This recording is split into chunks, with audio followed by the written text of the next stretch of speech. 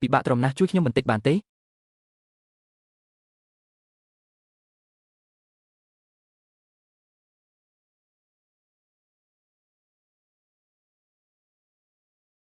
យូស៊ូយិន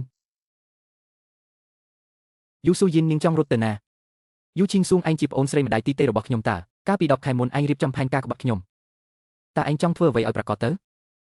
ធ្វើអ្វីហេប្រកាសជាបញ្ជូនឯងទៅងាប់ហើយស្រីស៊ីយីស៊ូយុនឲ្យទីបំផុតពួកឯងត្រឡប់មកវិញហើយ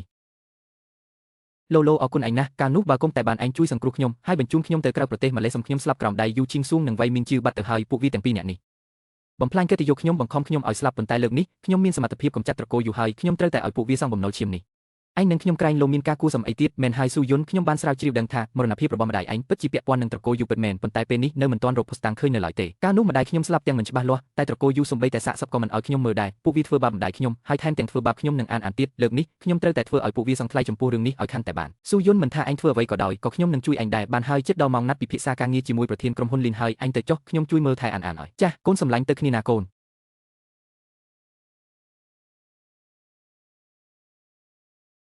នេះហើយគឺក្រុមហ៊ុនលីនគ្រប់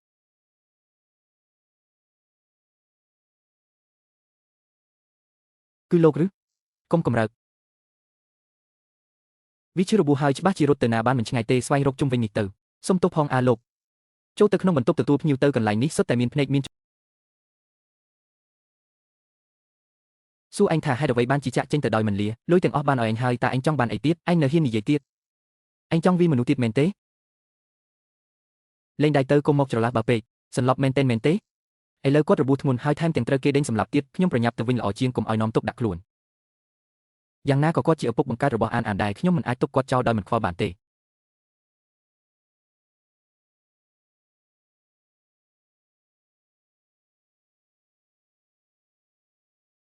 កញ្ញាយូសុំទោសផងអគ្គនាយករបស់យើងមានការងារបន្ទាន់ត្រូវទៅបេសកកម្មការងារថ្ងៃនេះមិនអាចជួបកញ្ញាបានទេចិត្តទុនមួយពេលក៏ជួយគាត់មកវិញតែគាត់បានចំណាំខ្ញុំបានហើយប្រសិនបើគាត់ដឹងខ្លួនឡើងដឹងពីអត្ថភាពរបស់អានហើយដណ្ដើមអានពីខ្ញុំតើត្រូវធ្វើម៉េចទៅមិនបានទេខ្ញុំត្រូវតែប្រញាប់ប្រាប់ឡូឡូកុំទាន់ឲ្យនាំអានត្រឡប់មកវិញ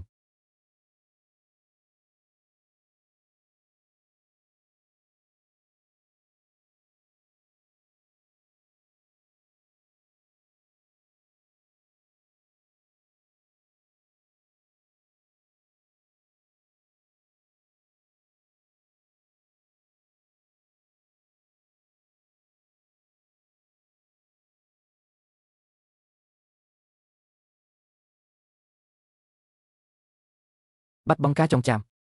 អូយឈឺក្បាលណាស់រកការងារធ្វើបានគឺមិនងាយស្រួលនោះទេម៉ាក់ខ្ញុំចិត្តល្អទទួលពូឲ្យនៅពូត្រូវតែខំប្រឹងប្រែងឲ្យខ្លាំងមនុស្សត្រូវចេះដឹងគុណមើលទៅម្ដាយនិងកូនពីរនាក់នេះកំពុងបោកប្រាស់ខ្ញុំហើយប៉ុន្តែមនុស្សស្រីម្នាក់នេះផ្ដល់អារម្មណ៍ស្និទ្ធស្នាលដល់ខ្ញុំណាស់មុនពេលចងចាំបានឡើងវិញគួរតែនៅទីនេះសិនទៅបាទខ្ញុំនឹងខិតខំប្រឹងប្រែងអាឡូស៊ូយូជាគាត់រៀបចំពិធីជប់លៀងនៅយប់នេះដើម្បីផ្ទេរភាគហ៊ុនរបស់អ្នកទៅឲ្យយូឈីងស៊ុយចាស់ខ្ញុំដឹងហើយ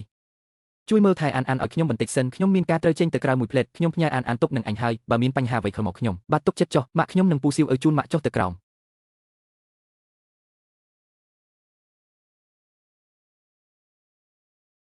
ម៉ាក់ត្រូវតែនឹកកូនណាទៅហើយណាអគ្គនាយកលីគឺវង្វេងផ្លូវនៅក្បែរក្រុមហ៊ុននេះឯងពេលនេះគ្រប់ភាគីទាំងអស់កំពុងស្វែងរកគាត់ឯងប្រញាប់បន្ថែមមនុស្សដើម្បីពង្រីកវិសាលភាពស្វែងរកភ្លាមទៅអូមែនហើយតំបន់លំនៅឋានក្បែរនេះក៏គុំរំលងដែរអគ្គនាយកលីតើកំពុងហៅអ្នកណាពូសៀវខ្ញុំនៅចង់ស្ដាប់ពូនិយាយរឿងនិទានទៀតតោះយើងប្រញាប់ទៅ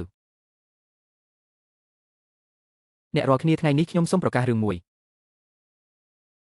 កូនស្រីច្បងរបស់ខ្ញុំយូស៊ូយុនបានបាត់ខ្លួនកាលពី5ឆ្នាំមុនខ្ញុំបានព្យាយាមស្វែងរកជាច្រើនថ្ងៃតែរកមិនឃើញទើបបង្ខំចិត្តបោះបង់ទាំងការឈឺចាប់ហើយបានចុះបញ្ជីមរណភាពកាលពីម្សិលមិញលោកប៉ាកុំកាត់ទុកអីកូនពិតជានឹងតបស្នងគុណប៉ាជំនួសបងស្រីឲ្យបានល្អមិនខានការស្លាប់របស់ស៊ូយុនធ្វើឲ្យខ្ញុំឈឺចាប់ខ្លាំងណាស់តែសំណាងល្អនៅមានឈីងស៊ូងកូនស្រីពើរបស់ខ្ញុំនៅក្បែរថ្ងៃនេះខ្ញុំសម្រេចចិត្តផ្ទេរភាគហ៊ុនរបស់ស៊ូយុនទៅឲ្យឈីងស៊ូងកូនស្រីពើរបស់ខ្ញុំដើម្បីជាការសម្រាលទុកដល់វិញ្ញាណអ្នកខន្ធកូនស្រីខ្ញុំស៊ូយុននៅលើឋានសួគ៌លោកប៉ានឹកគិតដល់កូនខ្លាំងបែបនេះពិតជាធ្វើឲ្យកូនរំភើបចិត្តណាស់យូស៊ូយុនឯងស្លាប់ហើយតើមិនអីចឹងឯងជាមនុស្សស៊ឺជាខ្មោចឲ្យប្រាកដនឹងខ្ញុំពិតជាស្លាប់មែនប៉ុន្តែខ្ញុំមិនដាច់ចិត្តទៅចោលប្អូនស្រីដ៏ល្អរបស់ខ្ញុំឡើយទោះបីជាខ្ញុំស្លាប់ក៏ខ្ញុំត្រូវវាចេញពីនរកមកជួបអញដែរប្អូនស្រីកុំភ័យស្លន់ស្លោអីគ្រាន់តែជានិយាយលេងតើបងប្រកាសជាមនុស្សរស់ហើយលោកប៉ាឃើញកូនហើយប៉ាមិនសប្បាយចិត្តទេអេ ប៉ាប្រកាសជាសប្បាយចិត្តហើយនឹកស្មានមិនដល់ថាកូននៅរស់សោះប៉ុន្មានឆ្នាំនេះប៉ានឹកកូនខ្លាំងណាស់នឹកកូនកាលដែលប៉ានឹងឈៀងស៊ូងរួមគំនិតគ្នាបង្កាច់បង្ខូចខ្ញុំហើយដេញខ្ញុំចេញពីផ្ទះមិនឃើញនិយាយបែបនេះសោះលោកប៉ាកូនក៏នឹកប៉ាខ្លាំងណាស់ដែរហេតុនេះហើយលើកនេះកូនត្រឡប់មកវិញគឺដើម្បីតបស្នងគុណប៉ាកូននឹងបន្តវេនភាគហ៊ុនដែលម៉ាក់បន្សល់ទុកឲ្យកូនឲ្យបានល្អហើយជួយប៉ាមើលថែក្រុមហ៊ុនត្រកូលយូឲ្យបានល្អមិនបានទេឯងមិនអាចបន្តវេនភាគហ៊ុនបានទេអូហេតុអ្វីទៅស៊ូយុនប៉ាស្មានតែឯងស្លាប់បាត់ហើយទើបតែអំបញ្ញមិញនេះប៉ាបានផ្ទេរភាគហ៊ុនរបស់ឯងទៅឲ្យឈៀងស៊ូងបាត់ហើយមានតែធ្វើឲ្យកូនអាអន់ចិត្តបន្តិចហើយប៉ាម៉ាត់នេះប៉ានិយាយខុសហើយភាគហ៊ុនដើមឡើយគឺជារបស់ខ្ញុំឲ្យតែខ្ញុំមិនព្រមគ្មានអ្នកណាមានសិទ្ធិចាត់ចែងរបស់ខ្ញុំឡើយបងស្រីមិនក៏បងអាចនិយាយបែបនេះកើតទៅកាលនោះបងបាត់ខ្លួនធ្វើឲ្យប៉ាធ្លាក់ខ្លួនឈឺជាច្រើនដងឥឡូវបែរជានិយាយពាក្យទាំងនេះទៀតបងមិនមែនកំពុងធ្វើឲ្យប៉ាឈឺចិត្តទេគេស៊ូយៀកាលពី5ឆ្នាំមុនឯងដើរលេងពីវាលពីការជាមួយប្រុសរហូតដល់មានផ្ទៃពោះទាំងមិនទាន់រៀបការក្រោយមកក៏មិនដឹងជារត់តាមប្រុសក្បាលខូចណាឡើយបាត់ខ្លួនអស់យ៉ាងយូរឥឡូវទើបតែមកវិញភ្លាមក៏ចង់មកបែងចែកទ្រព្យសម្បត្តិធ្វើជាមនុស្សមិនអាចគ្មានខួរខ្មាស់ដល់ថ្នាក់នេះឡើយព្រះឲ្យមានផ្ទៃពោះមិនទាន់ការហើយនៅហ៊ានមកដណ្ដើមទ្រព្យសម្បត្តិទៀតពិតជាខាត់បងដែលគ្រួសារយល់ល្អចំពោះនាងខ្លាំងណាស់បើខ្ញុំជាយូស៊ូយៀកវិញខ្ញុំរកកន្លែងចង់សម្លាប់ខ្លួនយូរហើយនាងបែរជាហ៊ានចេញមកអួតក្អេងក្អាងទៀតទេការនោះច្បាស់ជាយូឈីងស៊ូងជាអ្នកដាក់ថ្នាំបំផ្លាញភាពស្អាតស្អំរបស់ខ្ញុំហើយចាត់មនុស្សមកដេញសម្លាប់ខ្ញុំបើខ្ញុំមិនរត់គេចទេថ្ងៃនេះខ្ញុំក៏គ្មានឱកាសមកឈរនៅទីនេះដែរនាងចង្រៃពិតមកទៅខ្លួនឯងមិនប្រុងប្រយ័ត្ននៅហ៊ានមកបង្កាច់បង្ខូចប្អូនស្រីបង្កើតខ្លួនឯងទៀតខ្ញុំប្រាប់ឯងទៅភាគហ៊ុនគ្រួសារយូគ្មានថ្ងៃឲ្យឯងឡើយចេញទៅឲ្យផុតទៅខ្ញុំដឹងហើយថាប៉ាមិនជឿទេខ្ញុំនឹងស្វែងរកភស្តុតាងឲ្យឃើញប៉ុន្តែរបស់ដែលម៉ាក់ខ្ញុំបន្សល់ទុកឲ្យខ្ញុំគ្មានអ្នកណាអាចប៉ះពាល់បានឡើយនេះជាកិច្ចព្រមព្រៀងផ្ទេរភាគហ៊ុនដែលម៉ាក់បន្សល់ទុកឲ្យខ្ញុំនៅលើនេះមានសរសេរឈ្មោះខ្ញុំយ៉ាងច្បាស់ក្រឡែតបើប៉ាចង់ដណ្ដើមយកដោយបង្ខំអីចឹងជួបគ្នានៅតុលាការចុះឯងនាងចង្រៃឯងហ៊ានគំរាមខ្ញុំផងអេប៉ានេះគ្រាន់តែជាការចាប់ផ្ដើមប៉ុណ្ណោះខ្ញុំនឹងបញ្ជូនគ្រួសារយូទាំងមូលទៅនរកដើម្បីឲ្យពួកឯងសងបំណុលឈាមកាលពីមុនពូសៀវរៀងពូស្អាតណាស់ថែមទាំងមានសាច់ដុំក្បាលពូទៀតសង្ហាដល់ថ្នាក់នេះលេងហ្គេមច្បាស់ជាខ្លាំងណាស់មែនទេ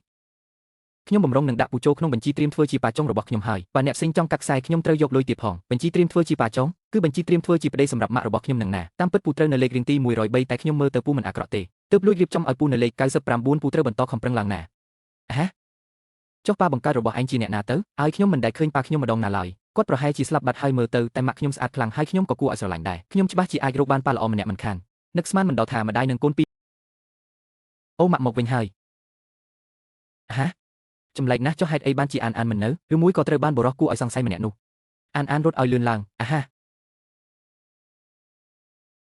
តាមពិតឯងកំពុងជួយងូតទឹកឲ្យវាសោះសុំទោសដែលរំខាន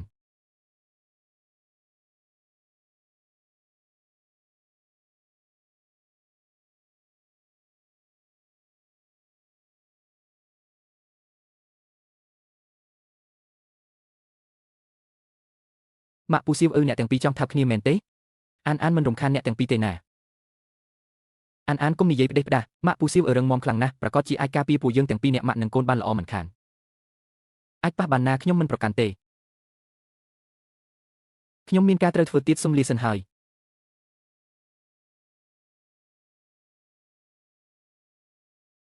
យគួរឲ្យស្រឡាញ់គួរសំហាស៊ូយីហេតុអីបានជាមុខឯងក្រហមម្លេះស៊ូយីមិននឹកស្មានថាឯងលួចចិញ្ចឹមប្រុសក្មេងកំបាំងមុខខ្ញុំសោះជាពូសៀវមិនមែនជាប្រុសក្មេងដែលគេចិញ្ចឹមទេគាត់ជាបេក្ខជនស្វាមីនាពេលអនាគតរបស់ម៉ាក់ខ្ញុំចាំពេលពួកគាត់ការឯងត្រូវតែជូនអាំងប៉ាវធំមួយណាឡូកុំនិយាយផ្ដេសផ្ដាសរាល់ថ្ងៃអីគាត់គ្រាន់តែជាអ្នកថែទាំដែលខ្ញុំជួលមកទេប៉ុន្តែជាធម្មតាបុរសម្នាក់នេះឆ្មើងឆ្មៃណាស់ហេតុអីបានជាអានចូលចិត្តបុរសម្នាក់នេះម្លេះនេះហើយជាអាចកំបាំងនៃឈាមខាប់ជាងទឹកខ្ញុំនៅមានការងារត្រូវធ្វើទៀតឯងនាំអានទៅគេងមុនទៅអូខេអញ្ចឹងសម្រាប់បានឆាប់ទៅណារីត្រីសួស្ដីណែស៊ូយី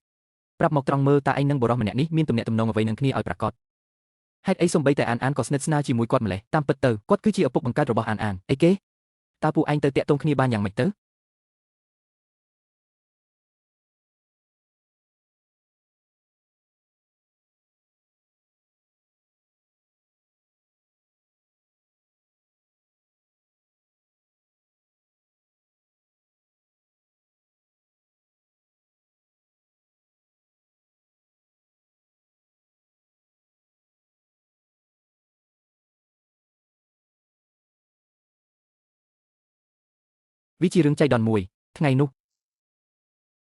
ដូច្នេះហើយយូស៊ូស៊ីនអញហេតុអីនៅទីនេះខ្ញុំនៅទីណាមិនទាន់ដល់វេនឯងមកសួរនាំទេ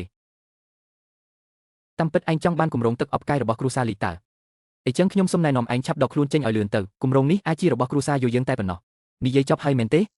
បើចប់ហើយក៏ឆាប់ទៅខ្ញុំមិនចូលចិត្តស្ដាប់ឆ្កែប្រុសទេឯងអួតពីអ្វីទៅស្មានតែបានភាគហ៊ុនហើយអាចសង្កត់ក្បាលខ្ញុំបានគ្រប់ពេលមែនទេខ្ញុំប្រាប់ឯងចុះយកសັບទៅដូចធ្លាប់កំ pl ែងអីចឹងឯងប្រហែលជាមិនទាន់ដឹងទេរូបមន្តដែលខ្ញុំយកមកប្រកួតប្រជែងយកគម្រោងទឹកអបកាយលើកនេះ គឺជារបស់ដែលម្ដាយស្លាប់បាត់របស់ឯងបន្សល់ទុកឲ្យទោះបីជាអ្នកផ្សំទឹកអប់ល្បីឈ្មោះលំដាប់អន្តរជាតិក៏យ៉ាងម៉េចដែរតម្លៃតែមួយគត់ក្រោយពេលស្លាប់ទៅគឺគ្រាន់តែជួយត្រួសត្រាយផ្លូវឲ្យខ្ញុំប៉ុណ្ណោះពួកម៉ែនិងកូនចង្រៃដូចជាពួកឯងគ្មានថ្ងៃអាចមកឈ្នះខ្ញុំបានឡើយខ្ញុំព្រមមានឯងបើឯងហ៊ានប្រមាថសម្ដាយខ្ញុំតែមួយម៉ាត់ទៀតខ្ញុំនឹងធ្វើឲ្យឯងរស់មិនបានស្លាប់មិនរស់យូស៊ូស៊ីនមេស្រីពីស្ពុយឈួតវង្វេងម្នាក់នេះហ៊ានដល់ថ្នាក់លើកដៃវីឈីងស៊ីផងអេបងស្រីអ្វីដែលខ្ញុំធ្វើនេះគឺដើម្បីល្អសម្រាប់បងទេណាក្រុមហ៊ុនលីស៊ីគ្រប់មានអាជីវកម្មធំធេងណាស់និងតម្រូវការសម្រាប់ដៃគូសហការក៏ខ្ពស់ខ្លាំងណាស់ដែរប៉ុន្មានឆ្នាំមុនបងបានដើរលេងសប្បាយរហូតដល់មានផ្ទៃពោះឥឡូវនេះនៅចង់មកដណ្ដើមទ្រព្យសម្បត្តិរហូតធ្វើឲ្យពុកខឹងរហូតធ្លាក់ខ្លួនឈឺទៀតតើខាងក្រុមហ៊ុនលីអាចទទួលយកបងបានយ៉ាងម៉េចទៅអព្រះឲ្យតាមពិតនាងគឺជាយូស៊ូស៊ីនដែលមានផ្ទៃពោះមុនរៀបការម្នាក់នោះមែនទេមនុស្សប្រភេទហ្នឹងមិនក៏អាចឈានជើងចូលក្នុងក្រុមហ៊ុនលីស៊ីគ្រប់របស់យើងបានទៅយូស៊ូស៊ីនខ្ញុំសូមណែនាំនាងឲ្យឆាប់ចេញទៅភ្លាមទៅក្រុមហ៊ុនលីមិនអាចសហការជាមួយមនុស្សដូចជានាងឡើយយីហើយនៅជំនួយការស៊ីខ្ញុំគឺយូឈីងសៀងមកពីក្រុមហ៊ុន UC គ្រប់ខ្ញុំមានបំណងមកទីនេះដើម្បីពិភាក្សាអំពីគម្រោងសហប្រតិបត្តិការនឹកស្មានមិនដល់សោះថាគ្រាន់តែចូលមកដល់ភ្លាមយូស៊ូយុនក៏តែកំភ្លៀងខ្ញុំមួយដៃតែម្ដងជំនួយការស៊ីជីវិតឯកជនរបស់យូស៊ូយុនគឺញ៉ៃញ៉ៃណាស់ឥឡូវនេះនាងនៅហ៊ានមកលោឡានៅក្នុងទឹកដីរបស់ត្រកូលលីទៀតខ្ញុំនឹងដេញនាងចេញឥឡូវនេះពិតមកកញ្ញាយូគឺជាធនធានមនុស្សដែលលោកប្រធានលីរបស់យើងចំណាយលុយយ៉ាងច្រើនដើម្បីដណ្ដើមយកមកមិនមែនឲ្យពួកអ្នកនិយាយដើមគេនោះទេកញ្ញាយូសុំទោសផងដែលធ្វើឲ្យកញ្ញាត្រូវរងចាំយូរវាមិនអាចទៅរួចទេជំនួយការស៊ីមនុស្សចង្រៃដែលនិយាយកុហកពេញមាត់បែបនេះបែរជាអាចចូលមកក្នុងក្រុមហ៊ុនលីគ្រប់បានតាមចិត្តអីចឹងហាក់បើអីចឹងខ្ញុំពិតជាត្រូវគិតគូរឡើងវិញអំពីកិច្ចសហប្រតិបត្តិការនេះហើយកញ្ញាយូចំពោះរឿងនេះខ្ញុំនឹងផ្ដល់ការពន្យល់មួយដល់កញ្ញានរណានៅខាងក្រៅដេញពួកទាំងពីរអ្នកនេះចេញទៅឲ្យខ្ញុំកញ្ញាយូតាមពិតទៅលោកប្រធានលីរបស់យើងតែងតែចង់ជួបនឹងកញ្ញាណាគ្រាន់តែគាត់ប្រញាប់ទៅបំពេញការងារនៅក្រៅប្រទេសទើបបានជាចាត់ឲ្យខ្ញុំមកចុះហត្ថលេខាលើកិច្ចសន្យាជំនួសសង្ឃឹមថាកញ្ញានឹងយកយល់ចិត្តនឹងចុះហត្ថលេខាលើកិច្ចសន្យាទៅហើយខ្ញុំជឿជាក់ថានឹងមានឱកាសជួបគ្នាជាច្រើនទៀតមិនខាន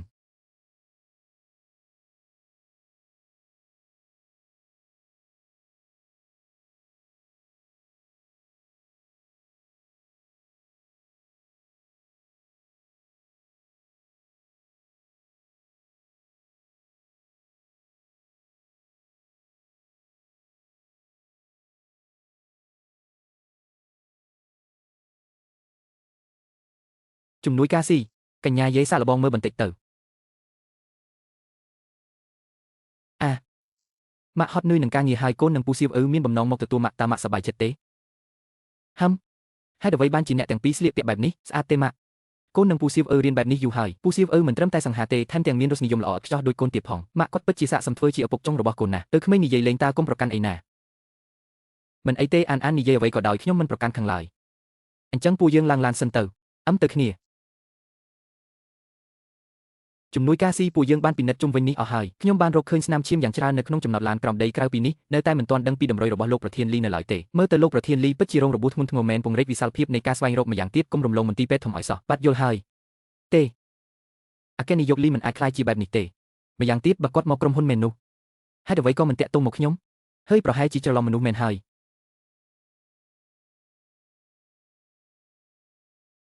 មានការអីមែនទេអូគ្មានការអីទេជំរាបសួរអគ្គនាយកលីជំរាបសួរអគ្គនាយកលីអ្នកមិនអីទេមែនទេខ្ញុំឈឺក្បាលខ្លាំងណាស់នេះជាគ្រឿងក្រអូបដែលខ្ញុំសំឡើងវាអាចជួយសម្រាលការឈឺក្បាលបានសាកហិតមើលទៅនៅតែឈឺខ្លាំងណាស់ម៉ាក់ប្រញាប់ជួយម៉ាសាចំណុចជីកចោលើក្បាលរបស់ពូសៀវទៅរួមផ្សំជាមួយគ្រឿងក្រអូបក្បាលរបស់គាត់នឹងលែងឈឺហើយ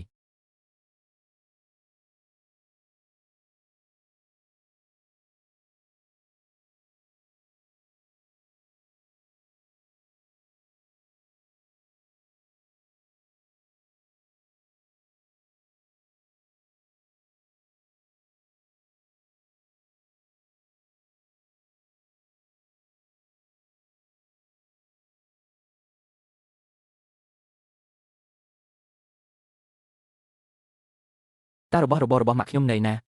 ឲ្យខ្ញុំមកមើលហឹបមាត់ភ្លាមគឺទីរបស់ពីខ្ញុំតែម្ដងតើក្នុងកែវភ្នែកឯងនៅមានឪពុកម្នាក់នេះទេកាលពី5ឆ្នាំមុនឯងបានរត់គេចខ្លួនទៅតែម្នាក់ឯងគ្រាន់តែត្រឡប់មកវិញភ្លាមក៏ដណ្ដើមភាគហ៊ុននិងដណ្ដើមការសហការរបស់ត្រកូលលីនតើមិនគួរផ្ដល់ការពន្យល់ដល់ខ្ញុំមុនទេប្រសិនបើមិនមែនដោយសារកាលពី5ឆ្នាំមុនពួកឯងបង្កាច់បង្ខូចនិងចង់ធ្វើបាបខ្ញុំទេនោះតើខ្ញុំអាចរត់គេចខ្លួនទៅធ្វើអីរឿងនេះបានកន្លងផុតទៅយូរណាស់ហើយតើនាំគ្នានិយាយពីវាធ្វើអីទៀតមើលឯងចុះឥឡូវនេះមិនមែនកំពុងតែរស់នៅបានសុខសប្បាយទេអីតាមពិតទៅពុកបានដឹងតាំងពីដំបូងមកម្លេះដឹងថានាងចង់ធ្វើបាបខ្ញុំហើយនៅតែតាមការពារនាងគ្រប់រឿងទៀតឬមួយបើថ្ងៃនេះខ្ញុំស្លាប់ទៅគឺត្រូវបន្ទោសថាខ្ញុំសំមុខស្លាប់មែនទេអូយបងស្រីកាលពីមុនមកពីខ្ញុំវង្វេងវង្វាន់គឺខ្ញុំខុសហើយវាមិនពាក់ព័ន្ធនឹងពុកទេខ្ញុំសូមចាក់តែជូនបងដើម្បីសុំទោសបងផឹកតែមួយក្អឹកទៅដើម្បីបាត់ខាងណាខ្ញុំគ្មានពេលមកកំដរពួកឯងសម្ដែងរឿងគ្រួសារស្រឡាញ់គ្នាល្អល្អន់នៅទីនេះទេ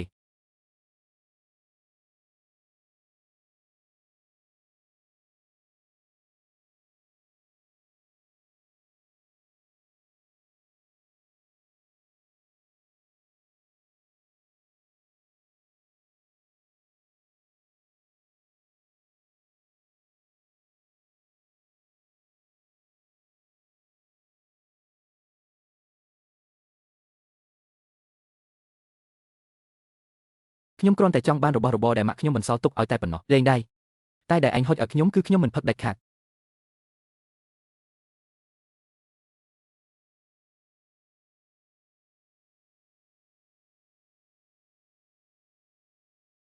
បងស្រីខ្ញុំដឹងថាបងមិនទុកចិត្តខ្ញុំទេ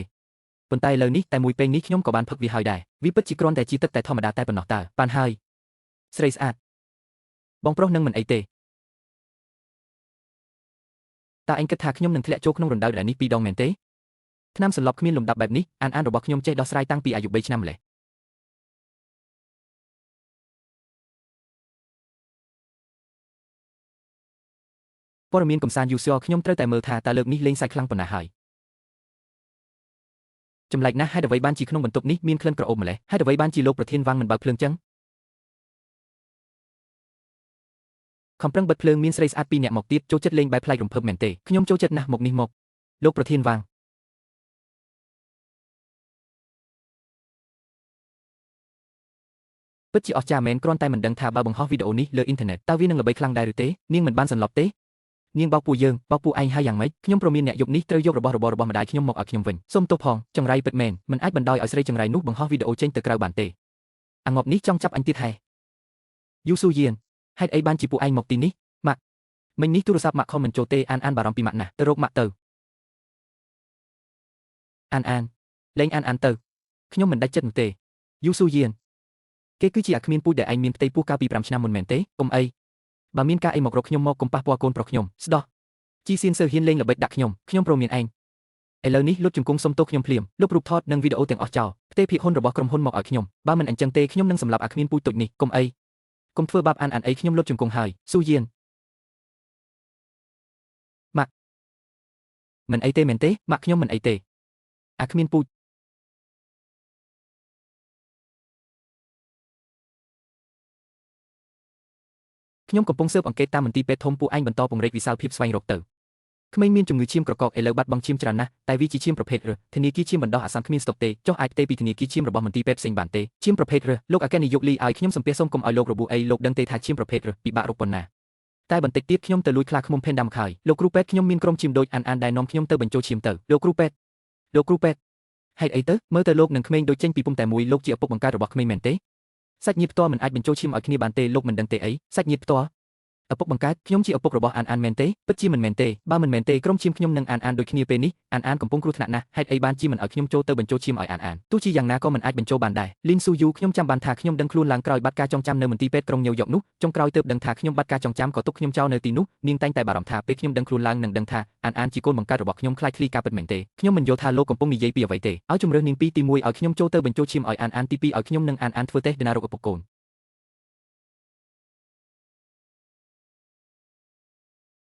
ជំនួយការនៅក្រុមហ៊ុនមានឯកសារបន្ទាន់មួយត្រូវការឲ្យអ្នកជួយចាត់ការបន្តិចកុំគិតផ្ដេសផ្ដាស់អីគឺដោយសារតែប៉ុន្មានថ្ងៃមុនអ្នករបួសធ្ងន់ខ្ញុំបានជួយបញ្ចូលឈាមឲ្យអ្នកនឹងអានប្រសិនបើមានរឿងអីកើតឡើងទោះបីត្រូវឲ្យខួរឆ្អឹងរបស់ខ្ញុំជាការសងក៏ដោយកង្វល់តែមួយគត់របស់ខ្ញុំពេលនេះគឺគាត់ពិតជាសំខាន់ណាស់ប្រញាប់ជួយផ្សំឈាមដើម្បីបញ្ចូលឈាមទៅដំណឹងល្អធនាគារឈាមរបស់យើងបានរកឃើញប្រភពឈាមប្រភេទរអវិជ្ជមានហើយល្អណាស់អានស៊ូហឹងហាក់បីដូចជាខ្លាចខ្ញុំបញ្ចូលឈាមឲ្យអានខ្លាំងណាស់ឬមួយក៏ខ្ញុំនឹងអានពិតជាមានទំនាក់ទំនងជាឪពុកនឹងកូនពិតមែនអានរបួសនៅឈឺទៀតទេឈឺណាស់ម៉ាក់ពេលនេះកូនត្រូវការឲ្យម៉ាក់និងពូសៀវរៀបការជាបន្ទាន់ដើម្បីលួងចិត្តឲ្យបាត់ឈឺបើមិនអញ្ចឹងទេម៉ាក់និងពូទៅចុះសម្បត្តិអាពីឥឡូវនេះតែម្ដងទៅកូនឯងនេះក្រមិចក្រមើមពេញមួយថ្ងៃតែម្ដងសុំទោសផងគឺមកពីខ្ញុំមើលថែអានមិនបានល្អថ្ងៃនេះអរគុណអ្នកខ្លាំងណាស់ប្រសិនបើគ្មានអ្នកទេម្លេះសំអានប្រហែលជាត្រូវរបួសធ្ងន់ជាងនេះហើយអ្នកជួយមើលថែអានជំនួសខ្ញុំសិនចុះខ្ញុំសូមចេញទៅក្រៅមួយផ្លែតជីហេតុអីបានជាស្រីតូចម្នាក់នោះមិនមកជាមួយអញចឹងឬមួយក៏មីស្រីថោកទាបម្នាក់នោះមកបាត់ហើយពិតមាត់យូស៊ូយុនអញហ៊ានវាខ្ញុំផងខ្ញុំប្រមានឯងលើកក្រោយបើហ៊ានធ្វើបាបទៀតវាមិនមែនត្រឹមតែពីផ្ទះកំភ្លៀងនេះទេណាពុកត្រូវតែជួយរកយុទ្ធធម៌ឲ្យឈីងស្វាងផងណាយូស៊ូយុនអញហ៊ានធ្វើបាបប្អូនស្រីនៅចំពោះមុខយើងផងមែនទេតើឯងនៅទុកខ្ញុំជាឪពុកនៅក្នុងភ្នែកទៀតទេគ្រូសាត្រកូលយូមិនមែនជាកន្លែងឲ្យឯងមកក្រអឹតក្រទុំឡើយពុកគិតថាខ្ញុំចង់ឈានជើងចូលទ្វារនេះណាស់មែនទេខ្ញុំមកនេះគឺដើម្បីយករបស់គេម៉ែខ្ញុំមកវិញប៉ុណ្ណោះប្រកូលរបស់នោះមកឲ្យខ្ញុំរួចខ្ញុំនឹងចាក់ចេញទៅបើមិនដូច្នោះទេខ្ញុំនឹងយករូបថតទាំងនេះរបស់កូនស្រីពុកយូឈីងស្វាងបង្ហោះចូលទៅក្នុងអ៊ីនធឺណិតទាំងអស់នាងជាប្អូនស្រីបង្កើតរបស់ឯងណាឯងហ៊ានរៀបគម្រោងធ្វើបាបនាងបែបនេះផងរៀបគម្រោងធ្វើបាបគឺពួកឯងជាអ្នករៀបគម្រោងធ្វើបាបខ្ញុំមុនទេខ្ញុំគ្រាន់តែសងសឹកវិញតែប៉ុណ្ណោះពុកគិតមើលទៅពេលដែលរូបថតនិងវីដេអូទាំងនេះរបស់យូឈីងស្វាងជាមួយអគ្គនាយកវាងត្រូវបានបង្ហោះចូលអ៊ីនធឺណិតហើយតើមនុស្សខាងក្រៅនឹងនិយាយដើមគ្រួសារត្រកូលយូយ៉ាងណាខ្លះលោកប៉ាមិនអាចឲ្យគេបញ្ចេញវីដេអូទាំងនេះបានទេបើមិនដូច្នោះទេបងមីងស៊ឺនឹងមិនរៀបការជាមួយខ្ញុំឡើយបានយើងនឹងឲ្យរបស់នោះទៅឯងហុចរូបថតមកឲ្យយើង បើគ្មានលេខកូដទេប្រអប់ចង្រៃនេះមិនដែលត្រូវបានបើកតតែសោះសោលេខកូដលើប្រអប់នេះគឺនៅល្អឥតខ្ចោះបើគាត់និយាយពិតមែននោះពេលណាដែលនឹកឃើញលេខកូដពេលនោះទើបប្រកល់រូបថតឲ្យអញវិញគូថៅឯងថាបើនាងស្រីថោកទាបម្នាក់នោះបើកប្រអប់បានហើយដឹងពីមូលហេតុស្លាប់របស់ម៉ាក់នាងតើយើងត្រូវធ្វើម៉េចទៅមិនអាចទៅរួចទេប្រអប់នេះធ្វើពីសារធាតុពិសេសខ្ញុំមិនដែលបើកវាបានទេជាច្រើនឆ្នាំមកនេះពេលម៉ាក់នាងស្លាប់សូម្បីតែសាកសពក៏មិនដែលឃើញផងតើអាចដឹងលេខកូដសម្ងាត់យ៉ាងម៉េចទៅស្រីថោកទាបម្នាក់នេះលេងល្បិចដាក់ខ្ញុំហើយឆាប់ទៅជាមួយខ្ញុំត្រូវតែធ្វើឲ្យនាងបង់ថ្លៃចំពោះរឿងនេះឲ្យខាន់តែបានកុំអើកំរើកសោតទ្វារនេះដូចជាមានស្នាមគាស់ទុកឲ្យខ្ញុំចូលទៅមុនចុះអញ្ចឹងប្រយ័ត្នខ្លួនផងបាត់លុយខ្លះនិងរូបមន្តទឹកអប់ដ៏កម្ររបស់ខ្ញុំក្រៅពីនឹងគឺមិនអីទេខ្ញុំបានពិនិត្យរួចហើយនៅក្នុងបន្ទប់នេះមិនមានដំឡើងកាមេរ៉ាសុវត្ថិភាពរូបករណ៍លួចស្ដាប់អ្វីឡើយកាមេរ៉ាសុវត្ថិភាពឧបករណ៍លួចស្ដាប់ក្មេងស្រីម្នាក់សោះហេតុអ្វីក៏ដឹងរឿងទាំងនេះទៅវិញឬមួយក៏មកពីទូរស័ព្ទដៃមុនរបស់នាងត្រូវបានគេលួចថតបងស្រីជួយមើលថែអានឲ្យខ្ញុំផងខ្ញុំទៅខលទូរស័ព្ទមួយផ្លែតពូសៀវខ្ញុំដឹងថាពូមិនត្រឹមតែឆ្លាតទេថែមទាំងហ៊ានទទួលខុសត្រូវក្នុងពេលអាសន្នទៀតផងខ្ញុំសម្រេចចិត្តដំឡើងលំដាប់ឈ្មោះពូឲ្យឡើងលើបន្តិចទៀតអញ្ចឹងមានន័យថាខ្ញុំត្រូវអរគុណអានរបស់ពូយើងមែនទេមិនបាច់ទេចាំពេលពូវាបការជាមួយម៉ាក់ខ្ញុំពូត្រូវតែចង់ដៃខ្ញុំនៅអាងប៉ាវធំមួយហើយថែមទាំងថ្លៃបដូរការហៅរកទៀតអ្នកទាំងពីរអ្នកកំពុងខ្សឹបស៊ីវគ្នាពីរឿងអីហ្នឹងម៉ាក់អានត្រូវមនុស្សអាក្រក់បំភ័យយប់នេះម៉ាក់គេងជាមួយកូនបានទេពិតជាបានតើអញ្ចឹងឲ្យពូសៀវគេងជាមួយកូនដែរពូយើងទាំង3នាក់គេងជាមួយគ្នាអានក្មេងល្អម៉ាក់គេងជាមួយកូនបានហើយកុំរំខានបងសៀវគឺសម្រាប់អីប៉ុន្តែកូនជឿរបួសណាស់ឲ្យតែថ្មិចភ្នែកភ្លាមគឺនឹកឃើញស្រីអាក្រក់ម្នាក់នោះផ្លែតកូនចង់ឲ្យម៉ាក់និងពូសៀវគេងជាមួយកូនមិនបានទេអេបើអូនមិនប្រកាន់ទេបងគេងលើឥដ្ឋក៏បានដែរពួកយើងគេងជាមួយគ្នាទៅអានគេងកណ្ដាលឲ្យអាននៅខាងកណ្ដាលយ៉ាងច្រើនបំផុតខ្ញុំចាត់ទុកថាគាត់មិននៅទីនេះចុះតោះទៅម៉ាក់ពូសៀវពួកយើងធ្វើបែបនេះដូចជាគ្រួសារមានគ្នា3នាក់ណាតាមពិតអារម្មណ៍ដែលមានប៉ានិងម៉ាក់នៅក្បែរវាល្អខ្លាំងណាស់មានក្តីសុខណាស់អានក្មេងល្អគេងឲ្យឆាប់ទៅស្អែកត្រូវទៅចូលរួមសន្និសីទសារព័ត៌មានរបស់ម៉ាក់ទៀតណាតាំងពីកើតមកមិនដែលទទួលបានក្តីស្រឡាញ់ពីឪពុកឡើយឥឡូវនេះពិបាកណាស់ទម្រាំតែឪពុកបង្កើតនៅក្បែរខ្លួនតែបែរជាមិនអាចទទួលស្គាល់គ្នាទៅ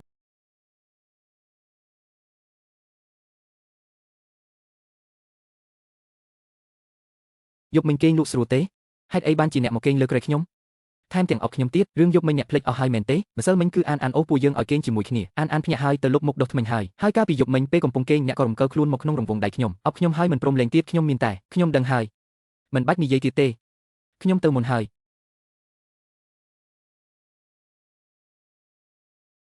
មិនដែរ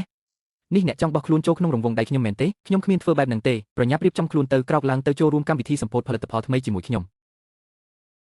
ជំរាបសួរអ្នកទាំងអស់គ្នាថ្ងៃនេះជាពិធីសម្ពោធជាផ្លូវការនៅទឹកអប់ម៉ាក់ថ្មីរបស់ក្រុម Lisi Lache ហើយនាងនេះគឺជាអ្នកទទួលបន្ទុកស្រាវជ្រាវនិងអភិវឌ្ឍកញ្ញាយូស៊ូយុនយេសៀនសូមអរគុណចំពោះទំនុកចិត្តពីក្រុម Lisi ខ្ញុំនឹងខិតខំប្រឹងប្រែងធ្វើគម្រោងនេះឲ្យបានល្អបំផុត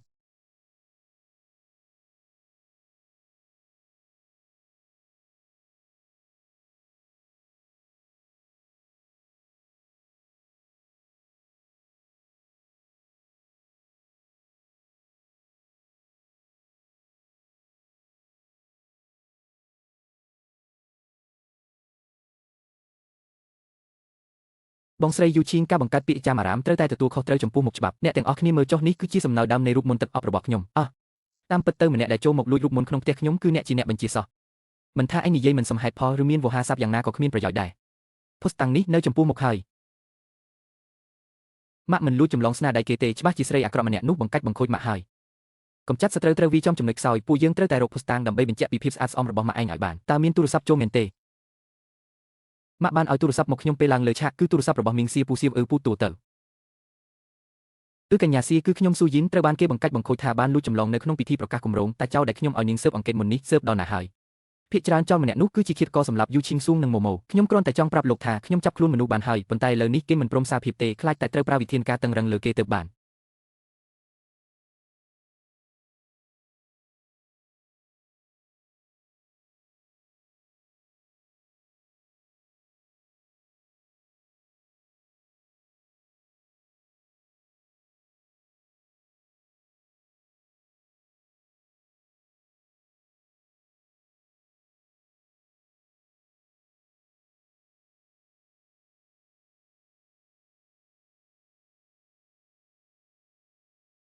ល្អហើយនាំគេមកទីនេះឲ្យលឿនបំផុតតាមដែលអាចធ្វើទៅបានខ្ញុំនឹងរកវិធីធ្វើឲ្យគេនិយាយឲ្យបានតើពិតជាឯងមែនទេដែលលួចរូបមន្តទឹកអប់របស់ម៉ាក់ខ្ញុំកុំនិយាយផ្ដេសផ្ដាសខ្ញុំប្រាប់ឯងចុះដោះលែងខ្ញុំភ្លាមមិនអីចឹងទេឯងនឹងបានស្គាល់ដៃមិនខានឯងប្រាប់មកតាមត្រង់ទៅល្អជាងកុំអីខ្ញុំមិនខ្លាចនឹងកំទេចឯងចោលឡើយយូឈីងស៊ូតាមដែលឯងនិយាយមកតើឯងគិតថាកម្រិតសំទឹកអប់របស់ឯងខ្ពស់ជាងខ្ញុំមែនទេចុះឯងហ៊ានប្រកួតជាមួយខ្ញុំនៅទីនេះផ្ទាល់ដែរទេបងស្រីរូបមន្តរបស់ខ្ញុំត្រូវបានបងលួចទៅអស់ហើយការប្រកួតនេះមិនយុត្តិធម៌សម្រាប់ខ្ញុំតតែសោះ មិននឹកស្មានសោះថាជីវិតឯកជនរបស់យូស៊ូយីនមិនស្អាតស្អំថែមទាំងដៃជើងមិនស្អាតស្អំទៀតមនុស្សបែបនេះសឹមនឹងសហការជាមួយក្រុមហ៊ុនលីស៊ីដែរទៅឆាប់ដេញនាងចេញទៅយូឈីងស៊ូស្លាប់ខួរក្បាលអស់រយៈពេល4ឆ្នាំហើយឥឡូវនេះស្មារតីរបស់នាងមិនស្ថិតស្ថេរតតែសោះខ្ញុំគ្រាន់តែត្រូវខំប្រឹងជំរុញអារម្មណ៍នាងដើម្បីបង្ខំឲ្យនាងនិយាយការពិតចេញមកចង់ទល់ជាមួយខ្ញុំមែនទេខ្ញុំនឹងធ្វើឲ្យឯងពេញមួយជីវិតនេះមិនអាចងើបក្បាលរួចឡើយបងស្រីទោះជាបងព្យាយាមបង្កចំនួនបន្តទៀតក៏គ្មានអ្នកណាជឿដែរខ្ញុំសូមណែនាំបងគួរតែចាក់ចេញឲ្យបានឆាប់ទៅល្អជាងរកវិធីលួចចូលផ្ទះរបស់យូស៊ូយីនទៅលួចរូបមន្តទឹកអប់ដែលនាងសហការជាមួយក្រុមហ៊ុនលីស៊ីចេញមកធ្វើឲ្យស្រីថោកទាបម្នាក់នោះខូចឈ្មោះទាំងស្រុងយូឈីងស៊ូរឿងភាគដែលឯងដឹកនាំនឹងសម្ដែងដោយខ្លួនឯងរហូតត្រូវបែកការសម្ដែងបានល្អដែរទេមិនមែនទេនេះប្រកាសជាខ្លាំងខ្លាយហើយមិនមែនជាការពិតទេគឺយូស៊ូយីនគឺស្រីថោកទាបយូស៊ូយីននោះបង្កាច់បង្ខូចខ្ញុំ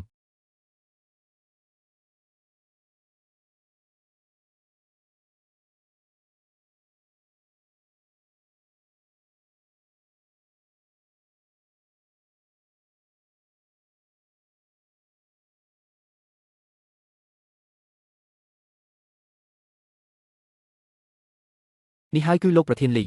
តែគាត់មកដល់ពិធីជប់លៀងហើយហេតុអ្វីបានជាមិនបង្ហាញខ្លួនបិទច្រកចេញទាំងអស់នៃពិធីជប់លៀងពិនិត្យម្ដងម្នាក់ត្រូវតែរកលោកប្រធានលីឲ្យឃើញបាទម៉ាក់តើម៉ាក់សប្បាយចិត្តទេដែលស្រីអាក្រក់ម្នាក់នោះត្រូវបានដាក់ទណ្ឌកម្មម៉ាក់ពិតជាសប្បាយចិត្តណាស់ម៉ាក់មីងស៊ីចាប់បានអ្នកលួចរបស់ម៉ាក់ហើយប៉ុន្តែអ្នកនោះមិនព្រមសារភាពទេគឺពូសៀវបានបញ្ឆោតគេដោយចេតនាទើបបានផុសតាំងមកអរគុណលោកណាស់ដែលជួយខ្ញុំម្ដងទៀតអាចជួយអ្នកបានគឺល្អហើយម៉ាក់តើពូសៀវផ្ដល់អារម្មណ៍សុវត្ថិភាពខ្លាំងមែនទេតើម៉ាក់មានអារម្មណ៍ថាបេះដូងលោតញាប់ញ័រហើយចង់បានពូសៀវធ្វើជាប្តីព្រាមមែនទេក្មេងនិយាយផ្ដេសផ្ដាស់ទេកុំប្រកាន់អីណាស៊ូយេតើអ្នកពិតជាមិនពិចារណាខ្ញុំទេមែនទេកញ្ញាយូសុំទោសផងកញ្ញាយូអំបញ្ញមិញនេះមានមនុស្សគួរឲ្យសង្ស័យលបចូលក្នុងសាលពិធីជប់លៀងជំនួយការស៊ីបង្គាប់ឲ្យពួកយើងត្រួតពិនិត្យបើជាគំនិតរបស់ជំនួយការស៊ីអីចឹងត្រួតពិនិត្យទៅពូសៀវខ្សែស្បែកជើងរបស់ខ្ញុំរបូតហើយមកខ្ញុំជួយចោះកញ្ញាយូរឿងនៅពិធីជប់លៀងអំបញ្ញមិញធ្វើឲ្យកញ្ញាភ័យខ្លាចហើយសុំទោសផងណាមិនអីទេឲ្យតែការពិតត្រូវបានលាតត្រដាងគឺល្អហើយឡានរបស់កញ្ញាយូមិនមានបញ្ហាអ្វីទេកុំបារម្ភអីកញ្ញាយូខ្ញុំនៅមានការងារត្រូវធ្វើសុំលាទៅមុនសិនហើយម៉ាក់ហេតុអ្វីពូសៀវប្រញាប់ទៅម្លេះល្អណាស់ល្មមតែឆ្លៀតឱកាសនេះអញ្ជើញសៀវទៅលេងផ្ទះយើងដើម្បីអរគុណគាត់ដែលជួយរកចោលឲ្យយើងល្អទេមកនោះជាអគ្គនាយកលីមែនទេប៉ុន្តែហេតុអ្វីបានជាអគ្គនាយកលីឡើងឡានរបស់កញ្ញាយូឬមួយក៏ខ្ញុំស្រវាំងភ្នែកទេដឹងឡូឡូថ្ងៃនេះពិតជាអរគុណឯងខ្លាំងណាស់បើគុំតែបានឯងខ្ញុំច្បាស់ជាធ្លាក់ក្នុងអន្ទាក់របស់យូជីងស៊ុងហើយអ្នកដែលឯងត្រូវអរគុណពិតប្រាកដគឺសៀវគឺគាត់ដែលសួរដេញដោយយកភស្តុតាងពីមាត់ចោលហើយជួយដោះស្រាយវិបត្តិឲ្យឯងនៅពេលដែលឯងគ្រោះថ្នាក់បំផុតពិតជាត្រូវអរគុណគាត់មែនខ្ញុំមើលរកពីរបស់សៀវទៅគាត់មើលទៅមិនសូវដូចជាប្រុសកំដរភ្ញៀវសោះ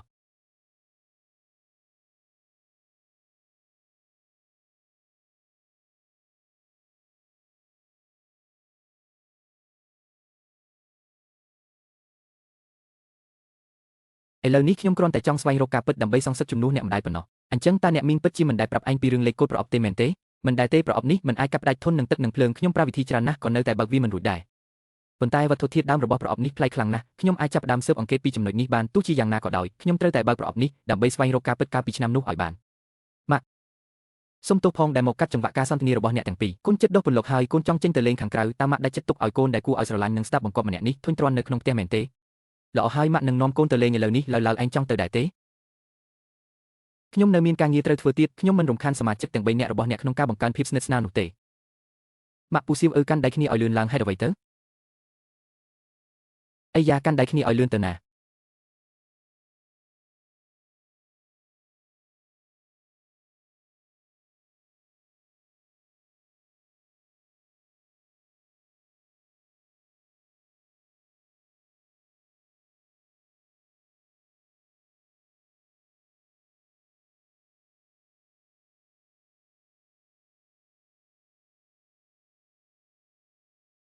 ពូសៀវខ្ញុំឃើញពូដូចជាចង់ថាបម៉ាក់របស់ខ្ញុំមែនទេទៅថ្ងៃមុខពូនឹងក្លាយជាឪពុកចុងរបស់ខ្ញុំហើយឯងចង់រកឪពុកចុងឲ្យខ្លួនឯងខ្លាំងដល់ថ្នាក់នឹងផងចង់តើតែខ្ញុំចង់រកប្តីថ្មីម្នាក់ដែលល្អចំពោះគាត់ឲ្យម៉ាក់មីងស៊ីនិយាយថាកាលពីមុនម៉ាក់ស្ទើរតែស្លាប់ទៅហើយថែមទាំងមានគេតែងតែធ្វើបាបគាត់រងទុក្ខច្រើនណាស់ខ្ញុំសង្ឃឹមថាគាត់មានសេចក្តីសុខនិងសុភមង្គលពូសៀវពូចូលចិត្តម៉ាក់ខ្ញុំទេម៉ាក់របស់ឯងពូកែណាស់ថែមទាំងចិញ្ចឹមបីបាច់ឯងបានល្អទៀតផងពិតណាស់ម៉ាក់របស់ខ្ញុំគឺជាម៉ាក់ដែលល្អបំផុតនៅលើโลกពូសៀវកុំបារម្ភអីខ្ញុំច្បាស់ជាជួយពូតាមស្រឡាញ់គាត់ឲ្យបានកញ្ញាយូចៃដន្យម្លេះជួបគ្នាទៀតហើយ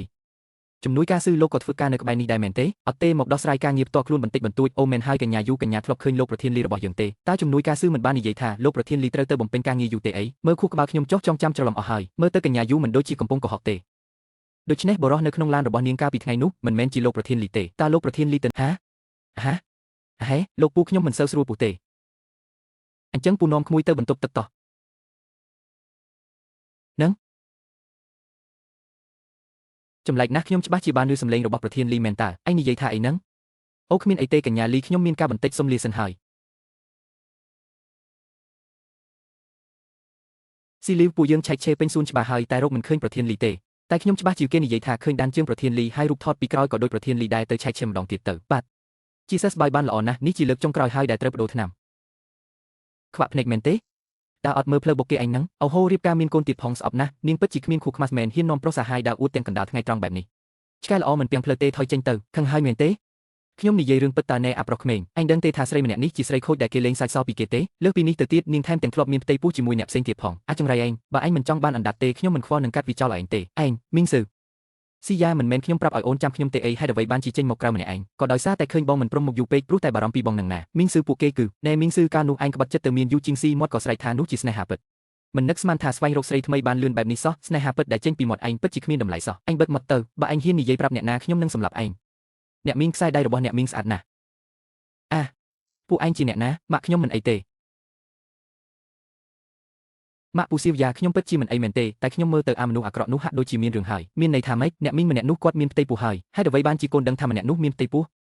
កូនស្មានទេឃើញអ្នកមីងម្នាក់នោះឧស្សាហ៍ខ្ទប់ពោះជាប់ទើបកូនស្មានថានាងមានកូនតូចទៅខ្ញុំចាំបានថាកាយវិការរបស់អានអំបញ្ញមិញដូចជាកំពុងចាប់ជីបចោឲ្យគេអញ្ចឹងគេនៅក្មេងសោះចេះក្បួនពេទ្យដែរវាយមីងស៊ឺខ្ញុំកំពុងតែពិបាកចិត្តរឿងរោគវិធីចាត់ការឯងល្មមក្នុងពេលដែលឯងស្ម័គ្រចិត្តយកចំណុចខ្សោយមកប្រគល់ដល់ដៃខ្លួនឯងបែបនេះកុំបន្ទោសខ្ញុំបងស្រីខ្ញុំដឹងថាថ្ងៃនេះខ្ញុំនឹងបងមីងជួយរៀបការបងប្រកាសជាពិបាកចិត្តខ្លាំងហើយតែបងក៏មិនត្រូវបណ្ដោយខ្លួនរើសយកប្រុសអាវ៉ាសេនាម្នាក់មកដើម្បីកំដរឆាកបែបនេះដែរខ្ញុំរកប្រុសបែបណាវាមិនទាន់ដល់វេនឯងមកសួរនាំទេផ្ទុយទៅវិញឯងដែលរើសសម្រាមក៏មិនឃើញថាល្អមើលប៉ុន្មានដែរ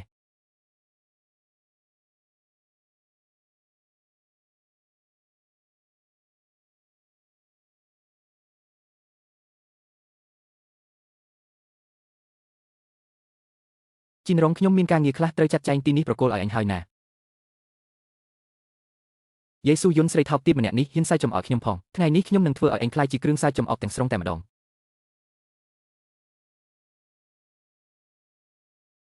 អូសូមទោសកញ្ញាយាយខ្ញុំនាំកញ្ញាទៅបន្ទប់សម្រាប់ដើម្បីសម្អាតបន្តិចទៅ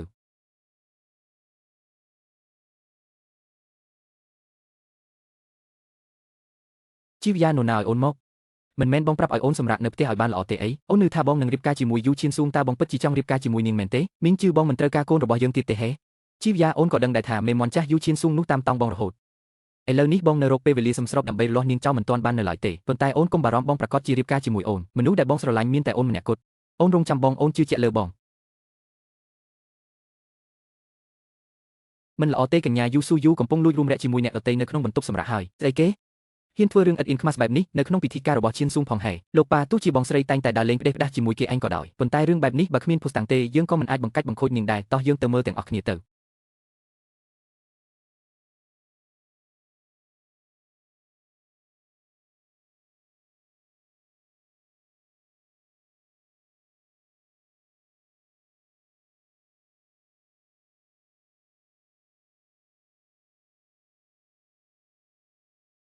ធ្លាប់រីយូហើយថាជីវិតឯកជនរបស់យូស៊ូយូគឺញ៉ៃញ៉ៃណាស់មិននឹកស្មានថាគួរឲ្យផ្អើលខ្លាំងបែបនេះសោះហ៊ានលួចលាក់ជាមួយប្រុសក្នុងពិធីជប់លៀងទៀតត្រកូលស៊ូដ៏ថ្លៃថ្នូរបែរជាបង្កើតបានកូនបែបនេះទៅកើតអាគំរោកមិនប្រញាប់វាចេញមកលុតជង្គង់ឲ្យខ្ញុំទេអីពុកកូនធ្វើខុសអីបានជាពុកឲ្យកូនលុតជង្គង់យូស៊ូយូ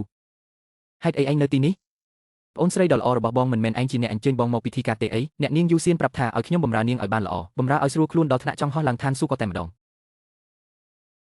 ស៊ូយូភ្ញាក់ឡើងមិនអីទេតោះខ្ញុំនាំទៅផ្ទះ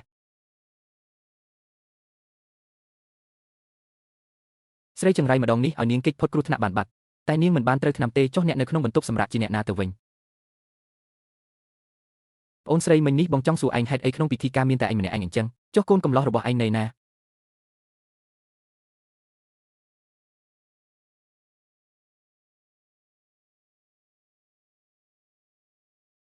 សៀវយ៉ាអូនមិនអីទេមែនទេមីនស៊ឺអូនជឿពូណាស់កូនរបស់យើងមិនអីទេមែនទេបងមីនស៊ឺបងខុបខិតគ្នាជាមួយជូសៀវស៊ឺនាងបង្កើតកូនឥតខានស្លាម្នាក់តើបងធ្វើបែបនេះសំនឹងអូនទេខ្ញុំទើបជាភរិយាថ្មីថ្មោងរបស់បងកុំភ្លេចណាខ្ញុំថែមទាំងធ្លាប់រលូតកូនព្រូបងទៀតផងបិទមាត់ទៅហ៊ូហ្វូបើសិនជាឯងមិនអាចរក្សាកូនរបស់គ្រួសារវ័យយើងបានទេតើខ្ញុំចាំបាច់ទៅរកស្រីខាងក្រៅធ្វើអីយ៉ាងណាក៏អាពីពីមិនទាន់បានរៀបចំដែរអញ្ចឹងលុបចោលទៅហើយមួយទៀតបើសិនជាកូនក្នុងពោះរបស់សៀវយ៉ាមានបញ្ហាអ្វីតែបន្តិចខ្ញុំមិនឲ្យឯងរួចខ្លួនស្រួលឡើយយ៉ាងម៉េចដែរ ប្អូនស្រីដ៏ល្អរបស់ខ្ញុំតើពេញចិត្តនឹងកាដូអាពីពីនេះទេគឺឯងមែនទេនាងស្រីពីពោលខ្ញុំនឹងសម្លាប់ឯងប្អូនស្រីដ៏ល្អរបស់ខ្ញុំកុំទាន់ឲ្យខឹងខ្លាំងពេកអីនេះគ្រាន់តែជាជំហានដំបូងប៉ុណ្ណោះបន្ទាប់មកទៀតខ្ញុំនឹងធ្វើឲ្យឯងបង់ថ្លៃកាន់តែខ្ពស់ជាងនេះរឿងល្ខោនថ្ងៃនេះតើឯងគិតថាយ៉ាងម៉េចដែរ